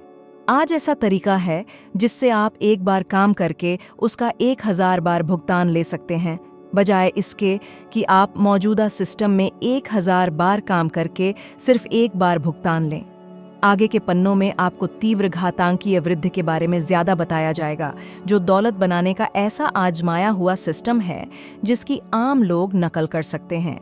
आगे आप यह सीखेंगे कि तीव्र घातांकीय वृद्धि और फ्रेंचाइजी अवधारणा का तालमेल किस तरह आपको इतना शक्तिशाली बना सकता है, ताकि आप वर्तमान में मौजूद किसी भी अन्य आमदनी तंत्र के मुकाबले कम समय में ज्यादा व्यक्तिगत दौलत बना लें। चैप्टर 5, तीव्र घातांकीय वृद्धि, दौलत बनाने का फॉर्मूला। जे पॉल गेटी ने कहा है, अगर आप अमीर बनना चाहते हैं तो बस किसी ऐसे व्यक्ति को खोज लें जो बहुत सारे पैसे बना रहा हो और वही करें जो वह कर रहा है। मैं इस अध्याय की शुरुआत एक प्रसंग से करना चाहूंगा। यह ओसियोला मैककार्टी नामक 88 साल की धोबन के बारे में है। यह प्रसंग आपकी आंखें खोल देगा और आप दुनिया में दौलत बनाने वाले लीवरेज के सबसे शक्तिशाली, सबसे सर्वसुलभ रूप को देख सकेंगे। इसे चक्रवृद्धि यानी कंपाउंडिंग कहा जाता है और इसमें रंक को राजा बनाने की शक्ति होती है। मुश्किल जिंदगी। एक बात तो तय थी, ओसियोला मैककार्टी की जिंदगी मुश्किल थी। दूसरे ग्रेड में ही उन्हें स्कूल की पढ़ाई छोड़नी पड़ी। 8 साल की उम्र में ही वे पड़ोसियों के कपड़े धोने और प्रेस करने में अपनी मां की मदद करने लगीं। 70 साल बाद भी ओसियोला धोबन का ही काम कर रही थीं। द्वितीय विश्व युद्ध के अंत तक वे एक बंडल के $1.5 लेती थीं। बंडल का मतलब था 4 लोगों के परिवार की हफ्ते भर की लॉन्ड्री। युद्ध के बाद उन्होंने भाव बढ़ाकर $10 प्रति बंडल कर दिए। अपने सबसे अच्छे साल में भी दिन में 10 घंटे काम करने और सप्ताह में 6 दिन तक काम करने के बाद भी ओसियोला को कभी $1000 से ज्यादा आमदनी नहीं हुई। छोटी छोटी बचतों से बड़ा फर्क पड़ता है। 40 साल की उम्र में ओसियोला आखिरकार पैसे बचाना शुरू करने में कामयाब हुईं। उन्होंने पहले तो पेनी और निकल बचाए, फिर क्वार्टर्स और अंततः डॉलर के नोट। उन्होंने अपनी बचत एक स्थानीय बैंक में जमा कर दी और उसे पलटकर नहीं देखा। वक्त के साथ उनकी बचत बढ़ती गई और मूलधन तथा बचत पर ब्याज बढ़ता चला गया।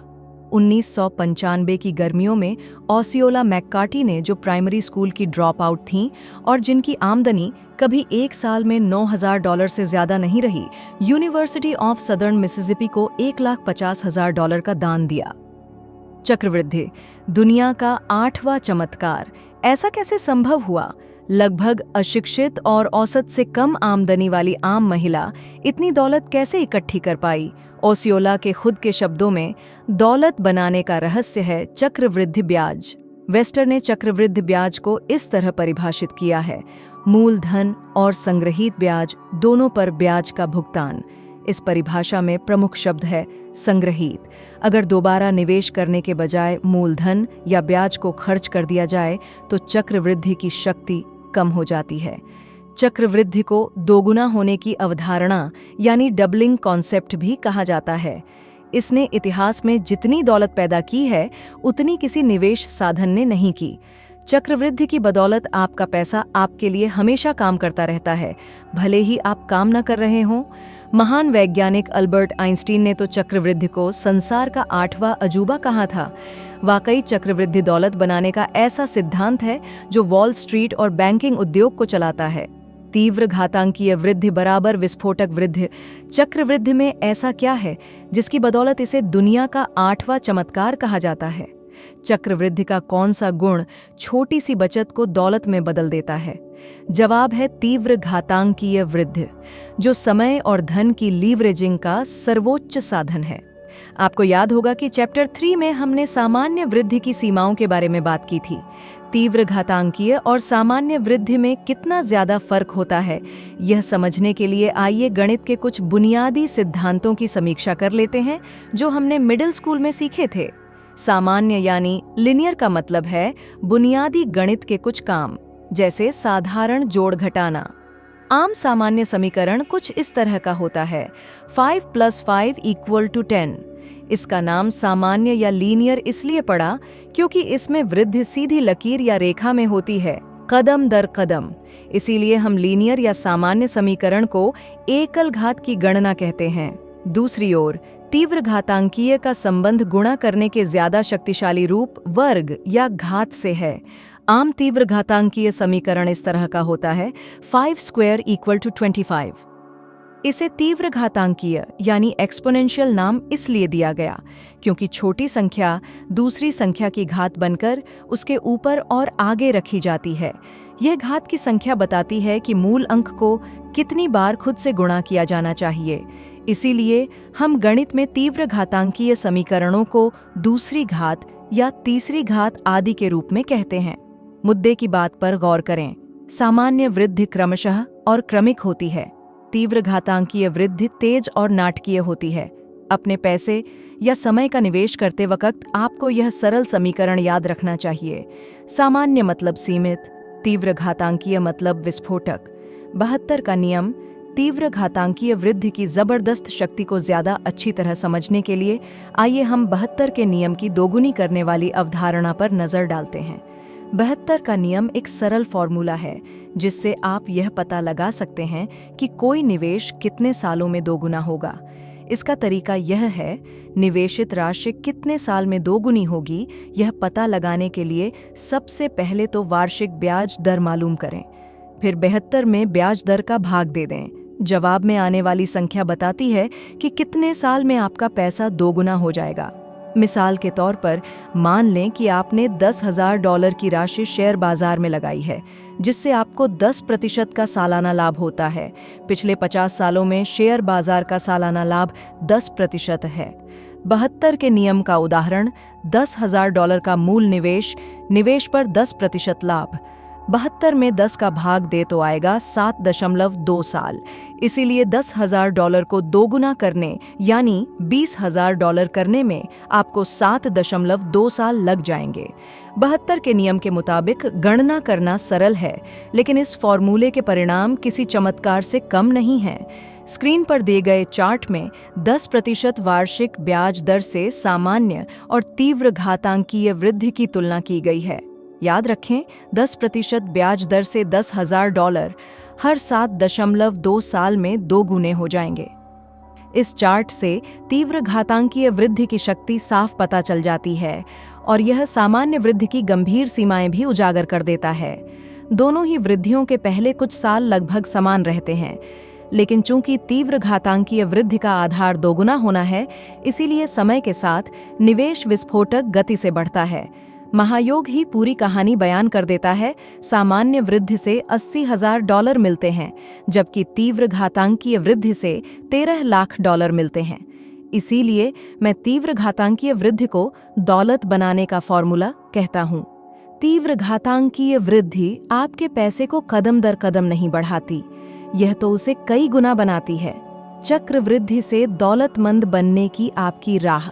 चक्रवृद्धि से तीव्र घातांकीय वृद्धि की शक्ति की आदर्श मिसाल देखना चाहेंगे? ये है दुनिया के सबसे अमीर व्यक्तियों में से एक वॉरेन बफेट द्वारा स्थापित इन्वेस्टमेंट फंड।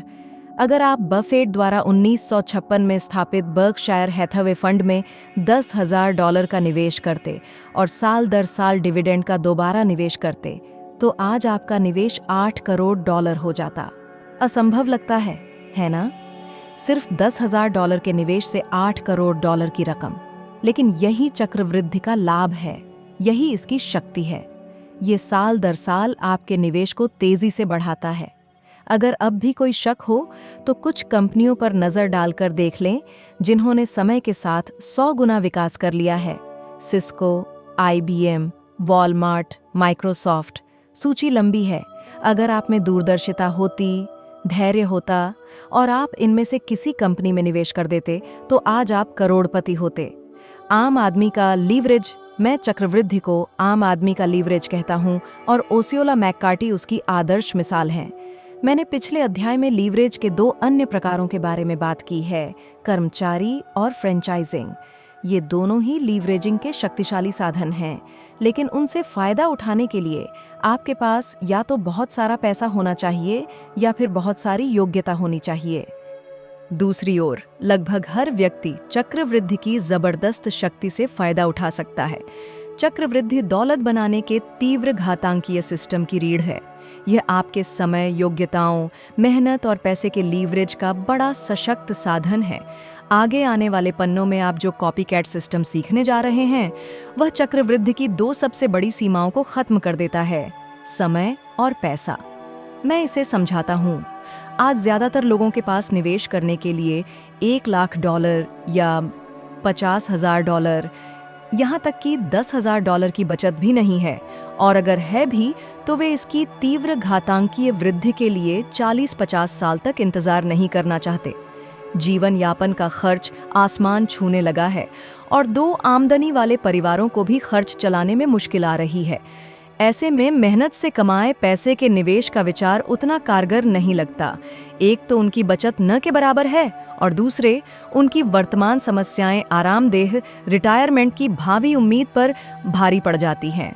समय धन है, तो सवाल यह है, आप हजारों डॉलर निवेश किए बिना तीव्र घातांकीय वृद्धि के जरिए दौलत कैसे बना सकते हैं?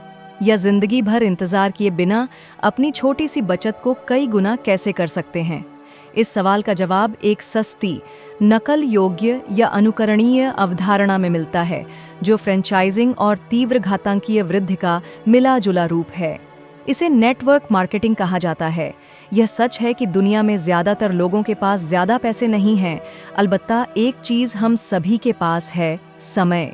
आइए इस बात को स्वीकार कर लें कि हम सभी अपनी मनचाही चीज करने का समय निकाल सकते हैं।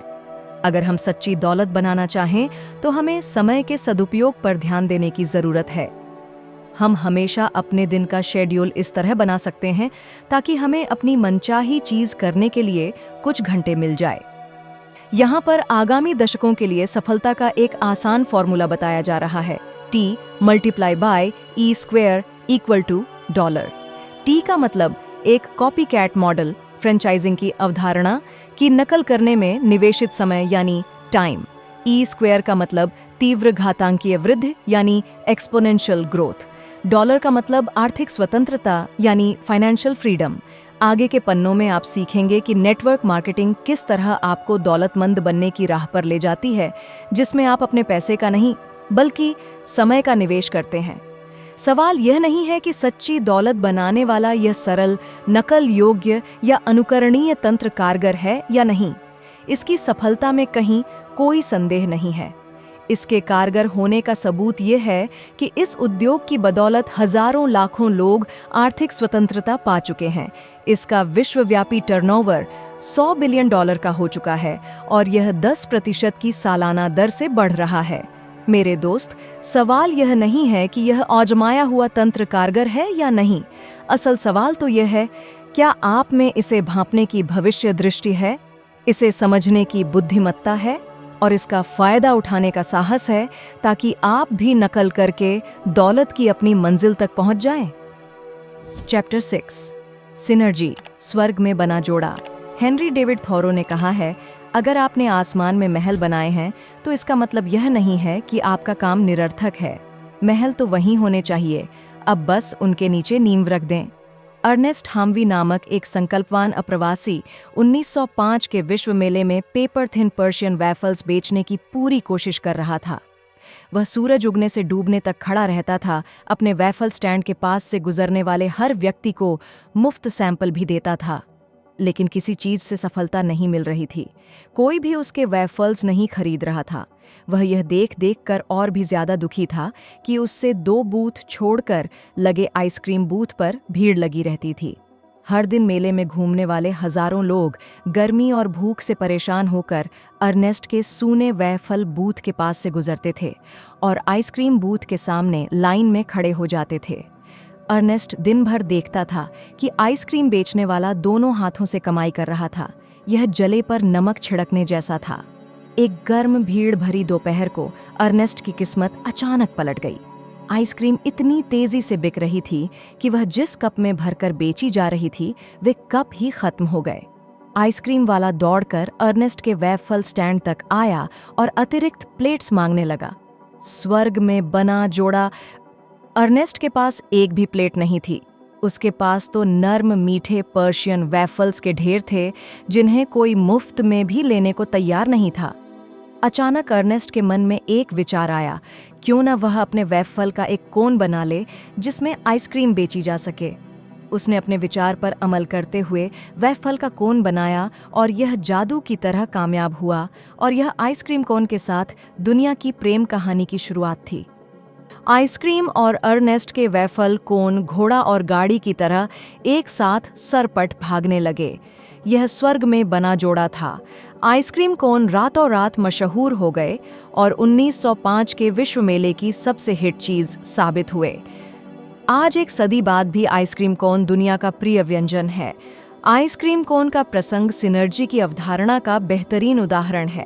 इसका मतलब है कि 2 अलग अलग प्रोडक्ट्स या अवधारणाओं का तालमेल अक्सर इसके हिस्सों के योग से ज्यादा होता है। आइसक्रीम कोन सक्रिय सिनर्जी की मिसाल है। आइसक्रीम का स्वाद अच्छा होता है, वैफल्स का स्वाद अच्छा होता है, उन्हें एक साथ मिला दें, उनका स्वाद गजब का होता है। रचनात्मक सिनर्जी की जबरदस्त शक्ति। इतिहास ऐसी घटनाओं से भरा हुआ है जहां 2 अलग अलग अवधारणाओं की सिनर्जी से क्रांतिकारी प्रोडक्ट्स उत्पन्न हुए। अविश्वसनीय रूप से लाभकारी उद्योगों का जन्म हुआ, वृहद अवसर पैदा हुए। और सिनर्जी की मेरी एक प्रिय कहानी एक बड़ी Fortune 500 company the OM corporation के एक ऐतिहासिक बेस्ट सेलिंग प्रोडक्ट के बारे में है। इस कंपनी के एक कर्मचारी के सामने एक समस्या थी। वह चर्च में जो भजन की पुस्तक पढ़ता था, उसका बुकमार्क बार बार गिर जाता था। वह इस समस्या को दूर करने का तरीका खोज रहा था। एक दिन कंपनी के विचार मंथन सत्र में उसने अपनी समस्या बताई। इससे कंपनी के एक केमिकल इंजीनियर को एक नए एडहेसिव का असफल प्रयोग याद आ गया, जिसमें कोई चीज पूरी तरह चिपकने के बजाय हल्के से ही चिपकती थी। इंजीनियर ने कर्मचारी को सुझाव दिया कि अगर वह उस असफल एडहेसिव को नोटपैड के पीछे लगा लेगा तो उसकी समस्या दूर हो जाएगी। प्रयोग सफल हुआ और अंततः नोटपैड और असफल एडहेसिव की असंभव लगने वाली जोड़ी पोस्ट-इट नोट बन गई, एक ऐसा प्रोडक्ट जो हर साल OM को बिलियनों डॉलर कमा कर देता है। सफल सिनर्जी का रहस्य सफल सिनर्जी की कुंजी है दो अलग अलग दिखने वाली असंबद्ध अवधारणाओं को मिलाकर एक बिल्कुल ही नया प्रोडक्ट या सेवा उत्पन्न करना। कई बार सिनर्जी किस्मत से हो जाती है, जैसा आइसक्रीम कोन के आविष्कार में हुआ। बाकी मामलों में सिनर्जी बहुत रचनात्मक लोगों की असाधारण सोच का परिणाम होती है। कारण चाहे जो हो, सफल सिनर्जी का प्रभाव शक्तिशाली, अप्रत्याशित, विस्फोटक और जिंदगी बदलने वाला होता है। आइए आधुनिक युग की 4 सिनर्जियों पर संक्षिप्त नजर डालते हैं, जिन्होंने दुनिया भर के लोगों की जिंदगी बदल दी। कार। अगर विश्वव्यापी सर्वे में लोगों से किसी एक आविष्कार का नाम पूछा जाए जो 20वीं सदी का सबसे ज्यादा प्रतिनिधित्व करता है, तो ज्यादातर लोग संभवतः कार यानी ऑटोमोबाइल का नाम लेंगे। कार और कुछ नहीं, घोड़ा गाड़ी और इंटरनल कंबशन इंजन का सिनर्जी युक्त तालमेल है। इस सिनर्जी के जरिए जर्मनी में कार्ल बेंज और अमेरिका में हेनरी फोर्ड ने दुनिया को आधुनिक युग में पहुंचा दिया। ईमेल। क्या आप ईमेल के बिना बिजनेस करने की कल्पना कर सकते हैं? टेलीफोन के अपवाद को छोड़कर ईमेल आज उपलब्ध सबसे सस्ता और असरदार व्यावसायिक साधन है। पर्सनल कंप्यूटर और इंटरनेट। पर्सनल कंप्यूटर बेहतरीन सिनर्जी युक्त प्रोडक्ट है। कैलकुलेटर और टाइपराइटर का बेजोड़ तालमेल। 1960 के दशक में एप्पल कंप्यूटर के सह संस्थापक स्टीव जॉब्स ने एक सपना देखा। उनका सपना था कि निकट भविष्य में एक छोटा, सस्ता, अविश्वसनीय रूप से शक्तिशाली कंप्यूटर दुनिया के हर घर, ऑफिस और स्कूल की डेस्क पर रखा होगा। पीसी को इंटरनेट के साथ जोड़ दें और आपको ई-कॉमर्स बूम मिल जाता है, जो बिजनेस और दुनिया के भविष्य को यकीनन बदल देगा। फ्रेंचाइजिंग। संभवतः फ्रेंचाइजिंग 20वीं सदी का सबसे सफल बिजनेस मॉडल है। फ्रेंचाइजिंग सीयर्स जैसे सफल चेन स्टोर और छोटे बिजनेस मालिक का सिनर्जीयुक्त तालमेल है। यह अवधारणा पिछले 50 सालों में जबरदस्त सफल रही है। कुछ विशेषज्ञों का अनुमान है कि आज अमेरिका में बिकने वाली 1/3 वस्तुएं और सेवाएं फ्रेंचाइजिंग के माध्यम से बेची जाती हैं। यकीनन इन 4 सफल सिनर्जियों ने दुनिया पर बहुत ज्यादा और गहरा असर डाला है। यकीनन इनमें से हर सिनर्जी ने बेशुमार दौलत कमाने में अनगिनत लोगों की मदद की है, लेकिन यह कहना सुरक्षित है कि इस सूची का अंतिम उदाहरण फ्रेंचाइजिंग ही आम आदमी के लिए सबसे व्यावहारिक साधन है, जिसकी नकल करके वह दौलत की राह पर पहुंच सकता है। फ्रेंचाइजिंग नकलचियों का साकार स्वप्न। देखिए, एक बात तो तय है, बहुत कम लोगों के पास नया कंप्यूटर डिजाइन करने या बनाने या कार डीलरशिप का मालिक बनने और चलाने या फैक्स मशीन बेचने वाले रिटेल स्टोर का मालिक बनने लायक दिमाग या पैसा होता है। हकीकत तो यह है कि आप इन व्यवसायों की नकल नहीं कर सकते, क्योंकि इनमें विशेष योग्यताओं या ढेर सारी रकम या दोनों की ही जरूरत होती है। यही फ्रेंचाइजिंग की सुंदर खासियत है। परिभाषा से ही स्पष्ट है कि फ्रेंचाइजी के मॉडल की नकल संभव है। अगर किसी प्रोडक्ट या सेवा की नकल नहीं हो सकती, तो उसका फ्रेंचाइजी बनाना संभव नहीं है। फ्रेंचाइजिंग उपभोक्ताओं के लिए सचमुच वरदान है, क्योंकि इसकी बदौलत किसी सफल प्रोडक्ट या सेवा की दुनिया भर में सैकड़ों हजारों जगहों पर नकल की जा सकती है। एक बार फिर मैकडॉनल्ड्स इसका आदर्श उदाहरण है। पहला रेस्तरां सिर्फ एक शहर सैन बर्नार्डिनो, कैलिफोर्निया में था। वहां खाने वाला लगभग हर व्यक्ति मैकडॉनल्ड भाइयों के सस्ते हैमबर्गर्स और फ्रेंच फ्राइज का दीवाना था। लेकिन फ्रेंचाइजिंग से पहले इन चीजों का स्वाद सिर्फ स्थानीय लोग ही ले पाते थे, क्योंकि रेस्तरां एक ही शहर में था। फ्रेंचाइजिंग के जरिए मैकडॉनल्ड्स ने अपने बर्गर्स और फ्राइज को देश के हर शहर में पहुंचा दिया। आज 30,000 मैकडॉनल्ड्स रेस्तरां 119 देशों में हैं और हर 2 दिन में दुनिया में कहीं न कहीं एक नया रेस्तरां खुल रहा है। अगर उपभोक्ता फ्रेंचाइजिंग की अवधारणा से खुश है, तो जरा सोचें कि फ्रेंचाइजी के मालिक और चलाने वाले कितने खुश होंगे। वे तो 7वें आसमान पर होंगे। स्पष्ट रूप से हजारों बिजनेस मालिकों की नज़र में फ्रेंचाइजिंग नकलचियों का ऐसा सपना है जो साकार हो चुका है। फ्रेंचाइजिंग यह कैसे काम करती है? दरअसल फ्रेंचाइजिंग एक आजमाया हुआ तरीका है, जिसके जरिए लोग किसी सफल बिजनेस की नकल करके दौलत की राह पर पहुंच सकते हैं। फ्रेंचाइजिंग सफल पार्टनरशिप की आदर्श मिसाल है। अम्ब्रेला कंपनी या फ्रेंचाइजी देने वाला किसी निवेशक को एक आजमाया हुआ लाभकारी सिस्टम बेचकर अपना मार्केट शेयर बढ़ाता है। निवेशक या फ्रैंचाइजी लेने वाला एक रेडीमेड बिजनेस को खरीदता है। इसमें जोखिम की आशंका न के बराबर रह जाती है, क्योंकि वह उन महंगी गलतियों से बच जाता है जो किसी भी नए शुरुआती बिजनेस में होती ही होती हैं। यह आपकी भी जीत और मेरी भी जीत, यानी विन विन स्थिति है। फ्रेंचाइजिंग व्यावसायिक सफलता की 20वीं सदी की शायद सबसे महान कहानी है। जब मैकडॉनल्ड्स ने 1950 के दशक में अपना पहला फ्रेंचाइजी खोला, तो फ्रेंचाइजिंग को ज्यादातर गंभीर निवेशक धोखाधड़ी यानी स्कैम मानते थे। आज सिर्फ 50 साल बाद फ्रेंचाइजिंग विश्वव्यापी क्रांति की श्रेणी में आ चुकी है। आश्चर्यजनक। नेटवर्क मार्केटिंग, सर्वोच्च सिनर्जी। पल भर के लिए कल्पना करें कि आप दौलत बनाने वाली सर्वोच्च सिनर्जी पैदा करने के प्रभारी होते, जो इतनी जबरदस्त, इतनी शक्तिशाली होती कि इस दुनिया में रहने वाले हर इंसान को स्पर्श करती और इस प्रक्रिया में उनकी जिंदगी को बेहतर बनाती तथा समृद्ध करती। आपको ऐसी नकल योग्य या अनुकरणीय सिनर्जी उत्पन्न करनी होती ताकि कोई भी उसकी नकल कर सके। आपको इतनी सस्ती सिनर्जी उत्पन्न करनी होती ताकि कोई भी उससे जुड़ सके। आपकी सिनर्जी सामान्य के बजाय तीव्र घातांकीय दर से बढ़ती। आपकी सिनर्जी दुनिया भर में उपलब्ध होती। आपकी सिनर्जी पुरुषों और महिलाओं, युवाओं और वृद्धों, अमीरों और गरीबों सभी को फायदा पहुंचाती। आपकी सिनर्जी दौलत बनाने का सर्वोच्च कॉपीकैट सिस्टम होती। देखिए, मुझे यह बताते हुए खुशी हो रही है कि ऐसी क्रांतिकारी सिनर्जी मौजूद है।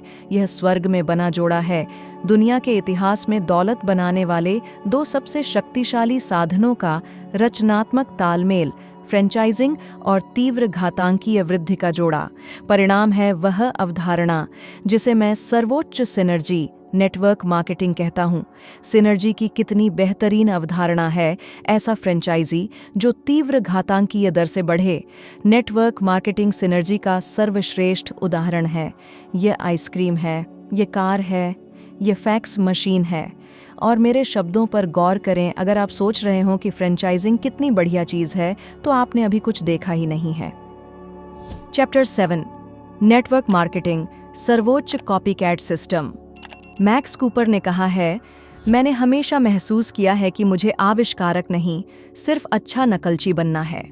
अब तक हम इस बात पर सहमत हो चुके हैं कि डुप्लीकेशन या नकल ही फ्रेंचाइजिंग की सफलता की कुंजी है।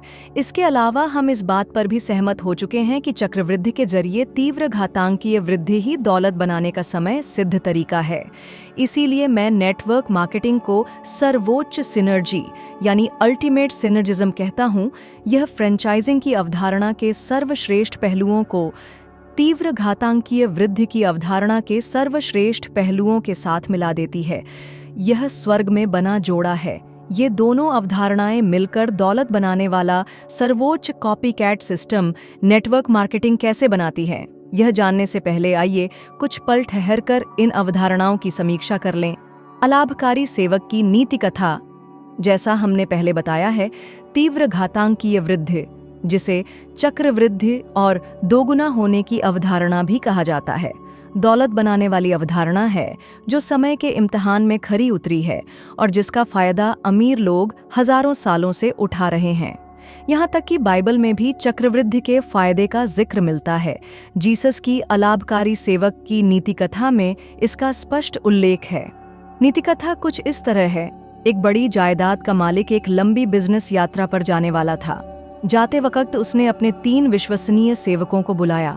उसने उनमें से हर एक को कुछ सिक्के देकर उनकी हिफाजत करने को कहा। पहले सेवक को 5 सिक्के मिले, दूसरे सेवक को 2 और तीसरे सेवक को 1। पहले दोनों सेवकों ने उन पैसों का निवेश कर दिया। मालिक के लौटने तक वे मूलधन को दोगुना कर चुके थे। जाहिर है मालिक ने उनकी समझदारी की प्रशंसा की। बहरहाल पैसा डूबने के डर से तीसरे सेवक ने अपना इकलौता सिक्का जमीन में गाड़ दिया। मालिक के लौटने पर उसने उन्हें वही सिक्का लौटा दिया। इससे ज्यादा कुछ नहीं। मालिक ने उस सेवक को फटकार लगाई कि उसने वह पैसा बैंकरों के पास निवेश क्यों नहीं किया।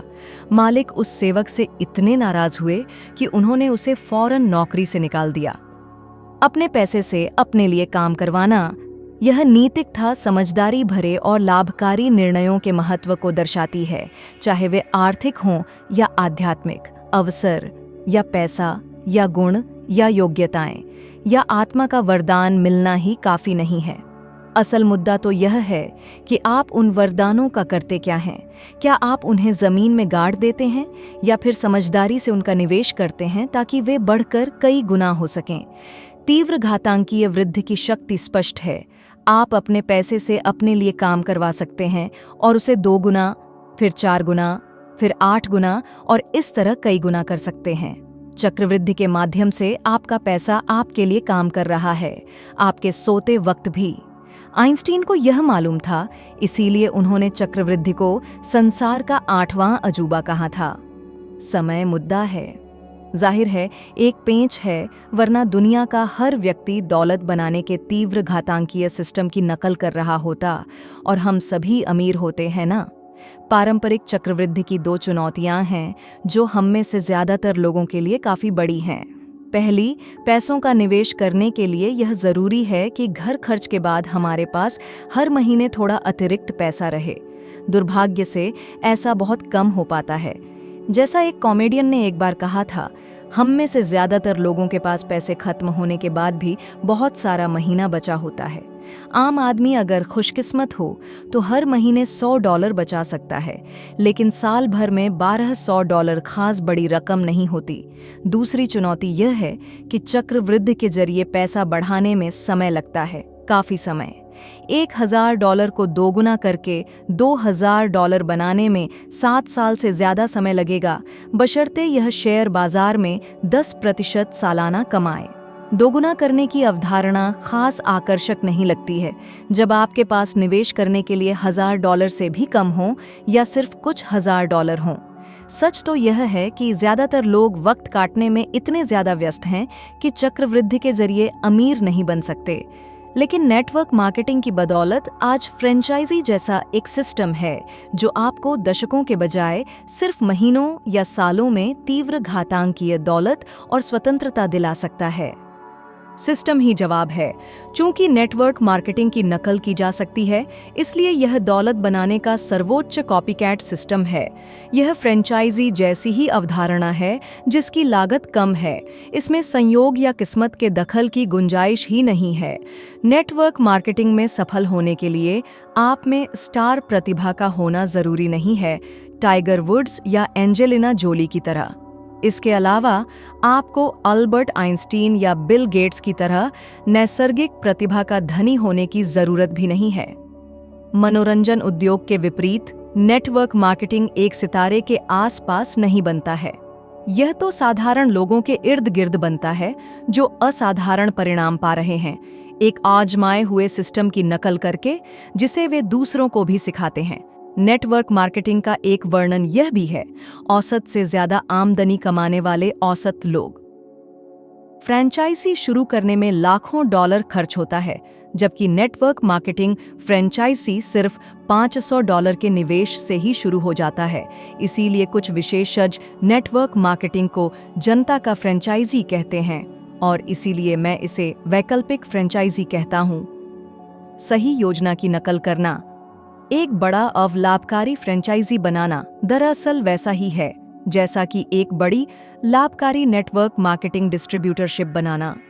दोनों ही के लिए आपको हुनरमंद नकलची के रूप में अपनी ईश्वर प्रदत्त योग्यताओं का लाभ उठाने की जरूरत होती है। जैसा हम सहमत हो चुके हैं, यह गुण आप में पहले से ही मौजूद है। नेटवर्किंग के माध्यम से आप फ्रेंचाइजिंग जैसी अवधारणा की नकल करते हैं जिससे सच्ची दौलत मिलती है। दूसरी ओर, नौकरी के मार्ग की नकल करने से आपको सिर्फ अस्थायी आमदनी ही मिलती है। जब आप किसी फ्रेंचाइजी में पैसा निवेश करते हैं या जब आप नेटवर्क मार्केटिंग बिजनेस में समय निवेश करते हैं, तो आप दरअसल सिस्टम में निवेश कर रहे हैं। शून्य से शुरू करके मैकडॉनल्ड्स जितना विशाल मल्टी बिलियन कॉरपोरेशन बनाने की कोशिश करने के बजाय क्या इसमें ज्यादा समझदारी नहीं है कि सफलता के इसके ब्लूप्रिंट का अनुसरण किया जाए? सबसे बढ़कर मैकडॉनल्ड्स कॉरपोरेशन अपने फ्रेंचाइजीज को एक त्रुटि रहित सिस्टम देता है। लोग मैकडॉनल्ड्स के बेहतरीन ट्रेनिंग सेंटर का नाम सुनकर हंस सकते हैं, जिसे हैम्बर्गर यूनिवर्सिटी कहा जाता है, लेकिन मैकडॉनल्ड्स के मुख्यालय, प्रशिक्षण और शिक्षा में इसे बहुत अहम माना जाता है। मैकडॉनल्ड्स फ्रेंचाइजी पाने के लिए आपको हैमबर्गर यूनिवर्सिटी जाना होगा और उनके आजमाए हुए सिस्टम की नकल करना सीखना होगा। एक ऐसा तंत्र जो जादू की पुड़िया की तरह 50 सालों से कारगर है। अगर आप सिस्टम की नकल नहीं करना चाहते हैं तो आपको फ्रेंचाइजी मिलता ही नहीं है। यह इतना ही आसान समीकरण है। मैकडॉनल्ड्स वाले कतई नहीं चाहते कि उनका कोई फ्रेंचाइजी असफल हो। फ्रेंचाइजिंग विजेता है। मुझे लगता है ये कहना सुरक्षित है कि 1980 और 1990 के दशक में फ्रेंचाइजिंग दुनिया की सबसे गर्मागर्म अवधारणा थी और इस उद्योग में अब भी अभूतपूर्व वृद्धि हो रही है। एंटरप्रेन्योर पत्रिका के अनुसार 2009 में दुनिया भर के 7,50,000 फ्रेंचाइजीज ने $1 ट्रिलियन की बिक्री की। आपने सही सुना, $1 ट्रिलियन। सिर्फ 50-60 साल पहले फ्रेंचाइजिंग को धोखाधड़ी यानी स्कैम माना जाता था और अमेरिकी संसद इस पर प्रतिबंध लगाने वाली थी। इसे देखते हुए आज इसकी विश्व स्तरीय प्रतिष्ठा को देखकर हैरानी होती है। नेटवर्क मार्केटिंग फ्रेंचाइजिंग की तुलना में कैसी है? नेटवर्क मार्केटिंग कंपनियां सफल फ्रेंचाइजी जैसी ही भूमिका निभाती हैं। नेटवर्किंग कंपनी अपने फ्रेंचाइजीज, जो डिस्ट्रीब्यूटर्स के नाम से ज्यादा मशहूर हैं, की मदद करने के लिए क्वालिटी प्रोडक्ट्स और एक रेडीमेड सिस्टम देती है, जिसे आजमाई हुई मार्केटिंग और शैक्षणिक सामग्री का समर्थन हासिल होता है, जैसे ब्रोशर्स, फ्लायर्स, टेप्स आदि। फ्रेंचाइजिंग और नेटवर्क मार्केटिंग दोनों ही में सिस्टम असल कुंजी है। आपकी सफलता नवाचार, नए प्रयोग नहीं, बल्कि नकल करने की आपकी योग्यता पर निर्भर करती है। आप निर्धारित सिस्टम की नकल में जितने माहिर होंगे, उतने ही ज्यादा सफल बनेंगे। चाहे आप नेटवर्क मार्केटिंग कंपनी में कभी भी शामिल हों, आप हमेशा अपनी कंपनी के मुखिया होते हैं और आपका हर स्वतंत्र डिस्ट्रीब्यूटर भी अपनी कंपनी का मुखिया होता है। यह सचमुच सीईओज का नेटवर्क है। फ्रेंचाइजिंग की तुलना में नेटवर्किंग के फायदे। हालांकि फ्रेंचाइजिंग और नेटवर्किंग दोनों ही नकल पर आधारित सिस्टम्स हैं, लेकिन फ्रेंचाइजिंग की तुलना में नेटवर्किंग के लाभ ज्यादा हैं। इन दोनों आजमाए हुए कॉपीकैट सिस्टम्स पर नजर डालें। फ्रेंचाइजी शुरू करने की औसत लागत $1 लाख से ज्यादा होती है। नेटवर्किंग की शुरुआती लागत $500 या इससे कम होती है। फ्रेंचाइजी में पैसे के बदले समय देना यानी सामान्य वृद्धि, नेटवर्किंग में आमदनी तीव्र घातांकीय दर से बढ़ती है। फ्रेंचाइजी में आपको हर महीने 3 से 10% फ्रेंचाइजिंग फी देनी होती है। नेटवर्किंग में कंपनी आपको अपने संगठन का 3 से 28% भुगतान देती है। फ्रेंचाइजी में कर्मचारियों को नौकरी पर रखना होता है। नेटवर्किंग में किसी कर्मचारी की जरूरत नहीं होती। फ्रेंचाइजी में काम फैलने पर ओवरहेड के खर्च बढ़ जाते हैं। नेटवर्किंग घरेलू बिजनेस है। फ्रेंचाइजी में आपको स्टोर खुलने की अवधि के हिसाब से काम करना होता है। नेटवर्किंग में अपने काम के घंटे आप खुद तय करते हैं। फ्रेंचाइजी में सीमित इलाका होता है। नेटवर्किंग में राष्ट्रीय और अंतर्राष्ट्रीय इलाका होता है। फ्रेंचाइजी में किसी दूसरे का सपना साकार करना, नेटवर्किंग में अपना खुद का सपना साकार करना। जैसा आप देख सकते हैं, नेटवर्क मार्केटिंग फ्रेंचाइजिंग के सर्वश्रेष्ठ गुण तो शामिल कर लेती है। एक नकल योग्य या अनुकरणीय सिस्टम की अवधारणा, लेकिन बुरी चीजों को छोड़ देती है। परिणाम स्वरूप नेटवर्किंग कॉपीकैट मार्केटिंग को एक बिल्कुल नए स्तर पर ले जाती है। इसीलिए कुछ विशेषज्ञ नेटवर्क मार्केटिंग को मुक्त उद्यम के विकास का अगला चरण कहते हैं। तीव्र घातांकीय वृद्धि वाला फ्रेंचाइजी। फ्रेंचाइजी की तरह आपके नेटवर्क का हर डिस्ट्रीब्यूटर अपने बिजनेस का मालिक होता है। वह प्रोडक्ट्स तो डिस्ट्रीब्यूट करता ही है, साथ साथ डिस्ट्रीब्यूटर्स का नेटवर्क भी बनाता है। लेकिन नेटवर्क मार्केटिंग में फ्रेंचाइजिंग जैसा कोई बंधन नहीं है। कोई फ्रेंचाइजी लाख चाहने पर भी फ्रेंचाइजर नहीं बन सकता, लेकिन नेटवर्क मार्केटिंग में यह आसानी से किया जा सकता है। आप फ्रेंचाइजर बनकर दूसरे लोगों को अपने बिजनेस में शामिल कर सकते हैं और उन्हें दौलत बनाने के आजमाए हुए सिस्टम की नकल करना सिखा सकते हैं। दूसरे शब्दों में, फ्रेंचाइजी के मालिक हमेशा सामान्य वृद्धि के चक्र में ही फंसे रहेंगे, चाहे वे कितने ही फ्रेंचाइजी के मालिक बन जाएं। अब जरा स्क्रीन पर दिए चार्ट पर नजर डालें, जिसमें फ्रेंचाइजी बिजनेस की सामान्य वृद्धि को दिखाया जा रहा है। चाहे आप कितने ही अतिरिक्त फ्रेंचाइजी के मालिक बन जाएं, वृद्धि हमेशा सामान्य ही रहेगी। इसका मतलब है कि आप कभी भी अपने 6 फ्रेंचाइजीज के कुल लाभ से ज्यादा नहीं कमा सकते। दूसरे परिदृश्य में हम ये मान लेते हैं कि आप स्वतंत्र डिस्ट्रीब्यूटर्स के बढ़ते हुए नेटवर्क के मुखिया हैं। समय के साथ आपने 6 प्रमुख डिस्ट्रीब्यूटर्स को स्पॉन्सर कर लिया है। आपने उन्हें अपनी नकल करना सिखा दिया है और इसकी बदौलत उन्होंने भी 6 प्रमुख डिस्ट्रीब्यूटर्स को स्पॉन्सर कर लिया है। उनमें से हर डिस्ट्रीब्यूटर सिस्टम की नकल करता है और 6 अन्य डिस्ट्रीब्यूटर्स को स्पॉन्सर कर लेता है। इस तरह यह सिलसिला चलता रहता है। अब जरा स्क्रीन पर दिख चार्ट पर नजर डालें, जो आपके नेटवर्किंग बिजनेस का तीव्र घातांकीय वृद्धि को दिखाता है। जैसा आप साफ साफ देख सकते हैं, 6 डिस्ट्रीब्यूटर्स को स्पॉन्सर करके और उन्हें अपने कामों की नकल करना सिखाकर आप अपने बिजनेस की लीवरेजिंग करेंगे और सैकड़ों वैकल्पिक फ्रेंचाइजी यानी सिर्फ 6 पारंपरिक फ्रेंचाइजीज के विपरीत तैयार कर लेंगे। और यह तो आइसबर्ग की ऊपरी नोक ही है। जब तीव्र घातांकीय वृद्धि की दोगुना होने वाली अवधारणा शुरू होती है तो वृद्धि विस्फोटक हो जाती है। तीव्र घातांकीय वृद्धि की शक्ति की बदौलत कुछ नेटवर्क मार्केटर्स के संगठनों में हजारों यहाँ तक कि लाखों लोग होते हैं।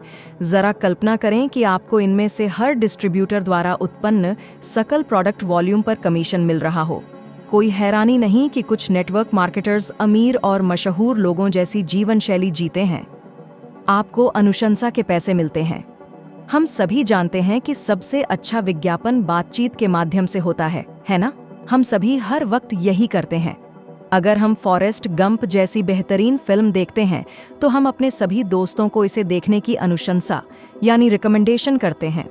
लेकिन जब हमारे दोस्त इसे देखने थिएटर जाते हैं तो क्या हमें अनुशंसा के लिए पैसे मिलते हैं? नहीं, बिल्कुल नहीं। यही बेहतरीन रेस्तरां की अनुशंसा के मामले में भी होता है।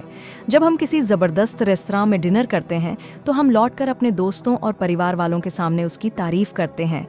लेकिन क्या रेस्तरां का मालिक हमें उस पैसे पर कमीशन देता है जो हमारे दोस्त वहां खर्च करते हैं? सवाल ही नहीं उठता। नेटवर्क मार्केटिंग में आपको प्रोडक्ट्स और सेवाओं की अनुशंसा करने के लिए कमीशन मिलता है। यह तो नेकी और पूछ-पूछ वाली बात है, क्योंकि बगैर कमीशन के भी आप उनका इस्तेमाल और अनुशंसा करते हैं। यह एक जीत-जीत स्थिति है और यह दुनिया में सबसे सफल, सबसे नैतिक किस्म की मार्केटिंग है। नेटवर्क मार्केटिंग किस तरह काम करती है? देखिए, मैकडॉनल्ड्स ने दुनिया में 20,000 से ज्यादा रेस्तराओं के साथ कारोबार शुरू नहीं किया था। इसने तो बस एक रेस्तरां से अपना धंधा शुरू किया था और इसके बाद उन्होंने पहले वाले रेस्तरां जैसा ही एक और रेस्तरां खोल लिया। इसी तरह आप भी नेटवर्क मार्केटिंग के जरिए तीव्र घातांकीय वृद्धि शुरू कर सकते हैं। आप खुद से और एक अन्य व्यक्ति से शुरू कर सकते हैं। क्या आपको लगता है कि आप हर महीने एक व्यक्ति को अपने बिजनेस में शामिल कर सकते हैं? सिर्फ एक पार्टनर जिसकी ज्यादा स्वतंत्रता, सम्मान, खुशी और सुरक्षा में दिलचस्पी हो। एक पार्टनर जो अपनी और अपने परिवार वालों की जिंदगी बेहतर बनाने में दिलचस्पी रखता हो। एक महीने में एक अच्छा व्यक्ति सफल होने के लिए बस इतने की ही जरूरत होती है। एक महीने में एक एक व्यक्ति करके 4096 व्यक्ति हो सकते हैं। जब आप उस व्यक्ति को अपने नेटवर्क में स्पॉन्सर कर लेते हैं तो आप उसके कोच बन जाते हैं। आपको कंपनी के प्रोडक्ट्स बेचने पर पूरी कोशिशें केंद्रित करने की जरूरत नहीं है। आपको अपनी टीम के नए व्यक्ति को सिस्टम की सफलतापूर्वक नकल करना सिखाना होगा। दूसरे महीने में आप अपने पहले नए व्यक्ति को अपने कामों की नकल करना सिखाते हैं। आप उसे महीने में एक व्यक्ति को स्पॉन्सर करने का तरीका सिखा देते हैं। साथ ही आप एक और नए व्यक्ति को स्पॉन्सर कर लेते हैं। इस तरह दूसरे महीने के अंत तक आप खुद 2 लोगों को स्पॉन्सर कर लेते हैं। इसके अलावा आपके पहले नए व्यक्ति ने भी एक व्यक्ति को स्पॉन्सर कर लिया है। अब आपका समूह 4 का हो गया, आप और 3 अन्य लोग, सही है? फिर आप स्पॉन्सरिंग के सफलता के सिस्टम की नकल करते जाते हैं और अपने नए पार्टनर्स को अपनी नकल करना भी सिखाते हैं। तीसरे महीने, चौथे महीने, 5वें महीने और सिलसिला चलता रहता है। पहले साल के अंत तक आप व्यक्तिगत रूप से 12 लोगों को स्पॉन्सर कर लेंगे, एक महीने में एक, और उनमें से हर एक भी एक महीने में एक को स्पॉन्सर कर लेगा। अब आइए देखते हैं कि एक साल के अंत में क्या होता है। परिणाम देखकर आपको तीव्र घातांकीय वृद्धि की जबरदस्त शक्ति पता चल जाएगी, जो नेटवर्क मार्केटिंग नामक आसान, नकल योग्य और अनुकरणीय फ्रेंचाइजी जैसी अवधारणा से जुड़ी है। आपको पता चलेगा कि इससे आपका बिजनेस विस्फोटक गति से बढ़ चुका है। एक महीने में सिर्फ एक व्यक्ति को स्पॉन्सर करके और उसे अपने कामों की नकल करना और महीने में एक नए व्यक्ति को स्पॉन्सर करना सिखाकर साल के अंत तक आपके संगठन में 4096 स्वतंत्र डिस्ट्रीब्यूटर्स, इंडिपेंडेंट डिस्ट्रीब्यूटर्स यानी वैकल्पिक फ्रेंचाइजीज, ऑल्टरनेटिव फ्रेंचाइजेज हो जाएंगे। एक रोमांचक पहलू पर गौर करें, कंपनी आपको अपने संगठन के सेल्स वॉल्यूम पर कमीशन देती है। अगर network marketing company sales commission में 3 से 28% भुगतान करती है, तो आप हर महीने 12,000 से 20,000 डॉलर तक कमा लेंगे या इससे भी ज्यादा। मेरे दोस्त, दौलत की राह की नकल करने का तरीका यही है। नेटवर्क मार्केटिंग के बारे में अविवादित तथ्य। हम नेटवर्क मार्केटिंग में निहित सिद्धांत के बारे में काफी बात कर चुके हैं। अब आइए इस प्रगतिशील उद्योग से संबंधित कुछ तथ्यों पर नजर डालते हैं। सबसे पहले तो फ्रेंचाइजिंग की तरह ही नेटवर्क मार्केटिंग उद्योग भी 60 साल से मौजूद है। यह निर्माता से उपभोक्ता तक प्रोडक्ट्स और सेवाएं पहुंचाने का शक्तिशाली और कार्यकुशल तरीका है। आज नेटवर्क मार्केटिंग 125 देशों में बिजनेस के वैध तरीके के रूप में स्थापित हो चुका है। आज दुनिया भर में लगभग 6.76 करोड़ लोग किसी न किसी नेटवर्किंग कंपनी के स्वतंत्र डिस्ट्रीब्यूटर हैं। अरबपति निवेशक वॉरेन बफेट भी एक नेटवर्क मार्केटिंग कंपनी खरीदकर इस उद्योग में कदम रख चुके हैं। यह स्पष्ट है, नेटवर्क मार्केटिंग सिर्फ कोरा सिद्धांत ही नहीं है, यह अब विवादास्पद भी नहीं है। आज नेटवर्क मार्केटिंग वही है जहां फ्रेंचाइजिंग 40-50 साल पहले थी। यह जनता की फ्रेंचाइजी की अवधारणा है जो तीव्र घातांकीय गति से बढ़ती है। अब यह अपने चरम विकास के दौर में दाखिल हो रही है। दिन दूनी रात चौगुनी गति से बढ़ना।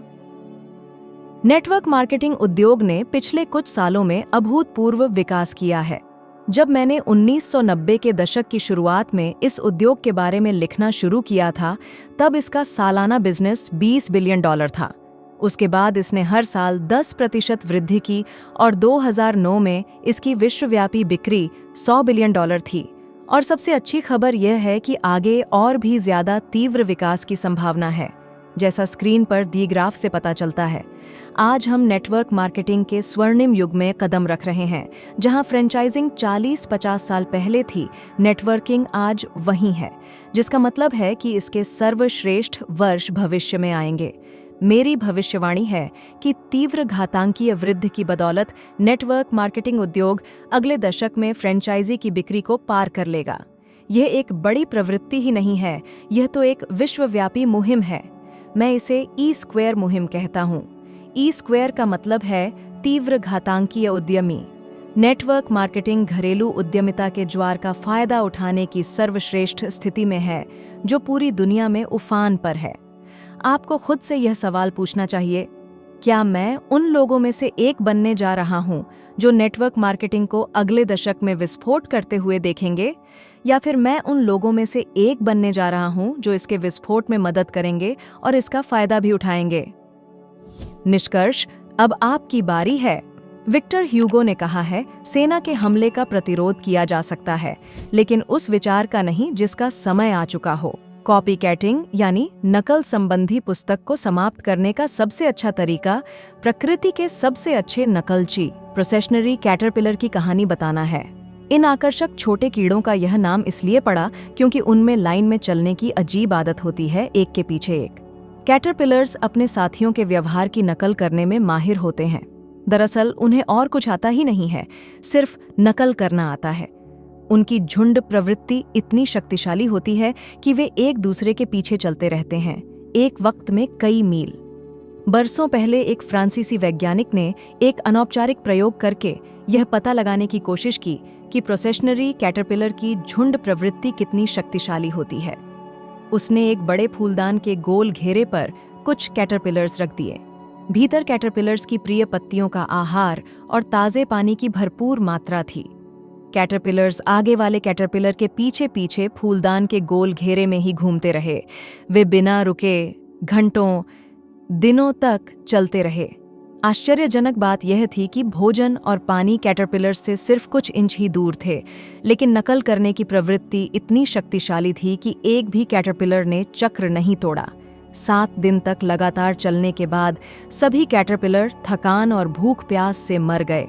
आप किस चीज़ की नकल करने का चुनाव कर रहे हैं? प्रोसेशनरी कैटरपिलर की तरह ही हम इंसानों में भी झुंड प्रवृत्ति होती है। इसी वजह से हम इतने बेहतरीन नकलची होते हैं। सौभाग्य से हमारी सोचने की योग्यता हमारी झुंड प्रवृत्ति को संतुलित कर देती है। चूंकि हम सोच सकते हैं और तर्क कर सकते हैं, इसलिए हम चुनाव कर सकते हैं, जबकि कीड़े मकोड़े अपने सहज बोध या भाव के रहमोक्रम पर ही निर्भर होते हैं। प्रोसेशनरी कैटरपिलर के विपरीत इंसान झुंड से अलग होने का विकल्प चुन सकते हैं। हम उन लोगों की नकल करना बंद कर सकते हैं जिनका सिस्टम हमें कर्ज, निर्भरता, शंका और बहुत सारे लोगों के मामले में तबाही की ओर ले जाएगा। या फिर हम उन लोगों की नकल करना शुरू करने का विकल्प चुन सकते हैं जिनका सिस्टम हमें समृद्धि और प्रचुरता की ओर ले जाएगा। आपकी स्थिति कैसी है?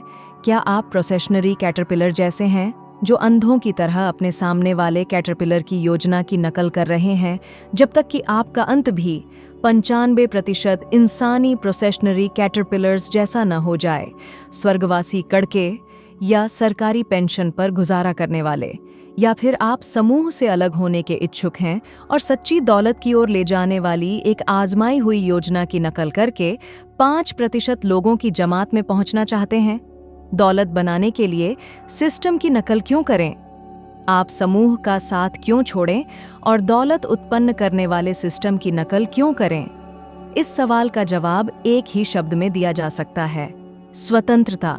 कर्ज से स्वतंत्रता, हमेशा हमेशा के लिए। बॉस की सख्त निगरानी से स्वतंत्रता, जो हर पल आपके कंधे के पीछे से झांकता रहता है।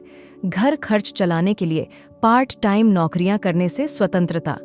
अपने काम के घंटे और वैकेशन का शेड्यूल खुद तय करने की स्वतंत्रता। किसी दूसरे के सपने के बजाय अपने खुद के सपने साकार करने की स्वतंत्रता। और उस पूर्णकालिक तनाव से स्वतंत्रता जो बहुत कम पैसे की खातिर बहुत ज्यादा काम करने से होता है। सच्ची दौलत का मतलब है आप जो चाहें जब चाहें उसे करने के लिए आपके पास पर्याप्त पैसा और पर्याप्त समय हो। सच्ची दौलत फ्री यानी स्वतंत्र शब्द को फ्री एंटरप्राइज यानी स्वतंत्र उद्यम में रख देती है। और मेरे दोस्त, यही सबसे बड़ा कारण है कि हमें सच्ची दौलत बनाने वाले सिस्टम की नकल करनी चाहिए। अब आपकी बारी है। आप इसे कर सकते हैं। नेटवर्क मार्केटिंग में सफल होने के लिए जितनी योग्यताओं की जरूरत होती है वे सब आप में हैं, क्योंकि आप पैदाइशी नकलची हैं। अब 95% लोगों की जमात से बाहर निकलने और दौलत बनाने वाले सिस्टम की नकल करना शुरू करने का वक्त आ चुका है। उन कैटरपिलर्स की नकल करने से क्या फायदा जो एक अंतहीन चक्र में गोल गोल घूम रहे हैं। झुंड से अलग होने और सच्ची दौलत व पूर्ण स्वतंत्रता पाने की अब आपकी बारी है। मजे की बात तो यह है कि आपको कोई भी ऐसी चीज नहीं करनी है जिसे आप पहले से ही न कर रहे हों। आप पहले से ही नकल में माहिर हैं। क्या यह सच नहीं है? तो फिर आप ये क्यों नहीं सोचते कि यह एक ऐसे सिस्टम की नकल करने का समय है जो आपके सपने साकार करने में आपकी मदद करेगा? आप यह क्यों नहीं सोचते कि आपको उस दकियानूसी सिस्टम से बाहर निकल जाना चाहिए जो आपको अपने सपनों का गला घोंटने के लिए मजबूर करता है? यह स्पष्ट है। भविष्य के बारे में आपके सच्चे डर क्या है? सच्ची दौलत बनाने वाले सिस्टम की नकल करने में डरने की कोई बात ही नहीं है। सच्चा डर तो यह है कि कहीं 65 साल की उम्र में हमारा अंत भी इस दुनिया के 95% लोगों जैसा न हो, स्वर्गवासी, कड़के या परिवार, चर्च या देश की दया पर निर्भर। सच्चा डर अपने स्वर्णिम वर्षों में गरीबी के स्तर की पेंशन पर रिटायर होना है। सच्चा डर तो औसत जिंदगी से समझौता करना है, जबकि आप अपने दिल में जानते हो कि आप इससे बहुत ज्यादा सक्षम हैं। सच्चा डर अपने सपने छोड़ना है, सिर्फ इसलिए क्योंकि आपने ऐसी योजना की नकल करने का चुनाव किया है जो उन्हें कभी साकार नहीं कर सकती। मेरे दोस्त, आपको नकारात्मक लोगों को अपने सपने चुराने की इजाजत कभी नहीं देनी चाहिए। नकारात्मक लोग प्रोसेशनरी कैटरपिलर्स जैसे होते हैं। वे इस बात पर जोर देंगे कि आप उनके सिस्टम की नकल करें, इस तनख्वाह से उस तनख्वाह तक गुजारा करें, भले ही इसका नतीजा यह हो कि आप अंतहीन चक्र में गोल गोल घूमते रहें। अवसर कभी खाली नहीं जाते। अब सच्ची दौलत बनाकर स्वतंत्र होने की आपकी बारी है, लेकिन इसके लिए आपको एक अलग योजना की नकल करनी होगी। हमेशा याद रखें, जब अवसर आपके सामने आए तो आपको उन्हें फौरन लपकना होगा। आपको यह नहीं सोचना चाहिए कि जब आप पूरी तरह तैयार होंगे तभी अवसर सामने आएंगे। जैसा मैं हमेशा कहता हूं, अवसर कभी खाली नहीं जाते, कोई दूसरा उनका पहले फायदा उठा लेता है। इस अवसर को अपने पास से खाली न जाने दें। हीरे की अंगूठी को जकड़ने का यह आपका मौका है। आप यह काम कर सकते हैं। आप पहले से ही माहिर नकलची हैं। खुद को फ्रेंचाइजिंग के बाद की सबसे महान आर्थिक मुहिम से फायदा उठाने का एक मौका तो दें। विश्वव्यापी नेटवर्किंग आज वही है जहां फ्रेंचाइजिंग 40 साल पहले थी। आज नेटवर्किंग बिजनेस का वार्षिक वॉल्यूम $110 बिलियन से भी ज्यादा है। यह तय है कि अगले दशक में यह $1 ट्रिलियन तक पहुंच जाएगा। अब ज्यादा इंतजार न करें। शामिल होने का इससे बेहतर समय कभी नहीं रहा। आज आप एक विश्वव्यापी मुहिम की शुरुआत का फायदा उठा सकते हैं। 5% जमात में शामिल होने की यह आपकी बारी है। इसलिए इस अवसर का फायदा उठा लें, किसी दूसरे के उठाने से पहले। आप एक माहिर नकलची हैं। आप में सफल होने की सभी योग्यताएं हैं। इससे बेहतर समय कभी नहीं रहा। आप इसके हकदार हैं। ये आपकी बारी है। आप नकल करके दौलत की अपनी मंजिल तक पहुंच सकते हैं।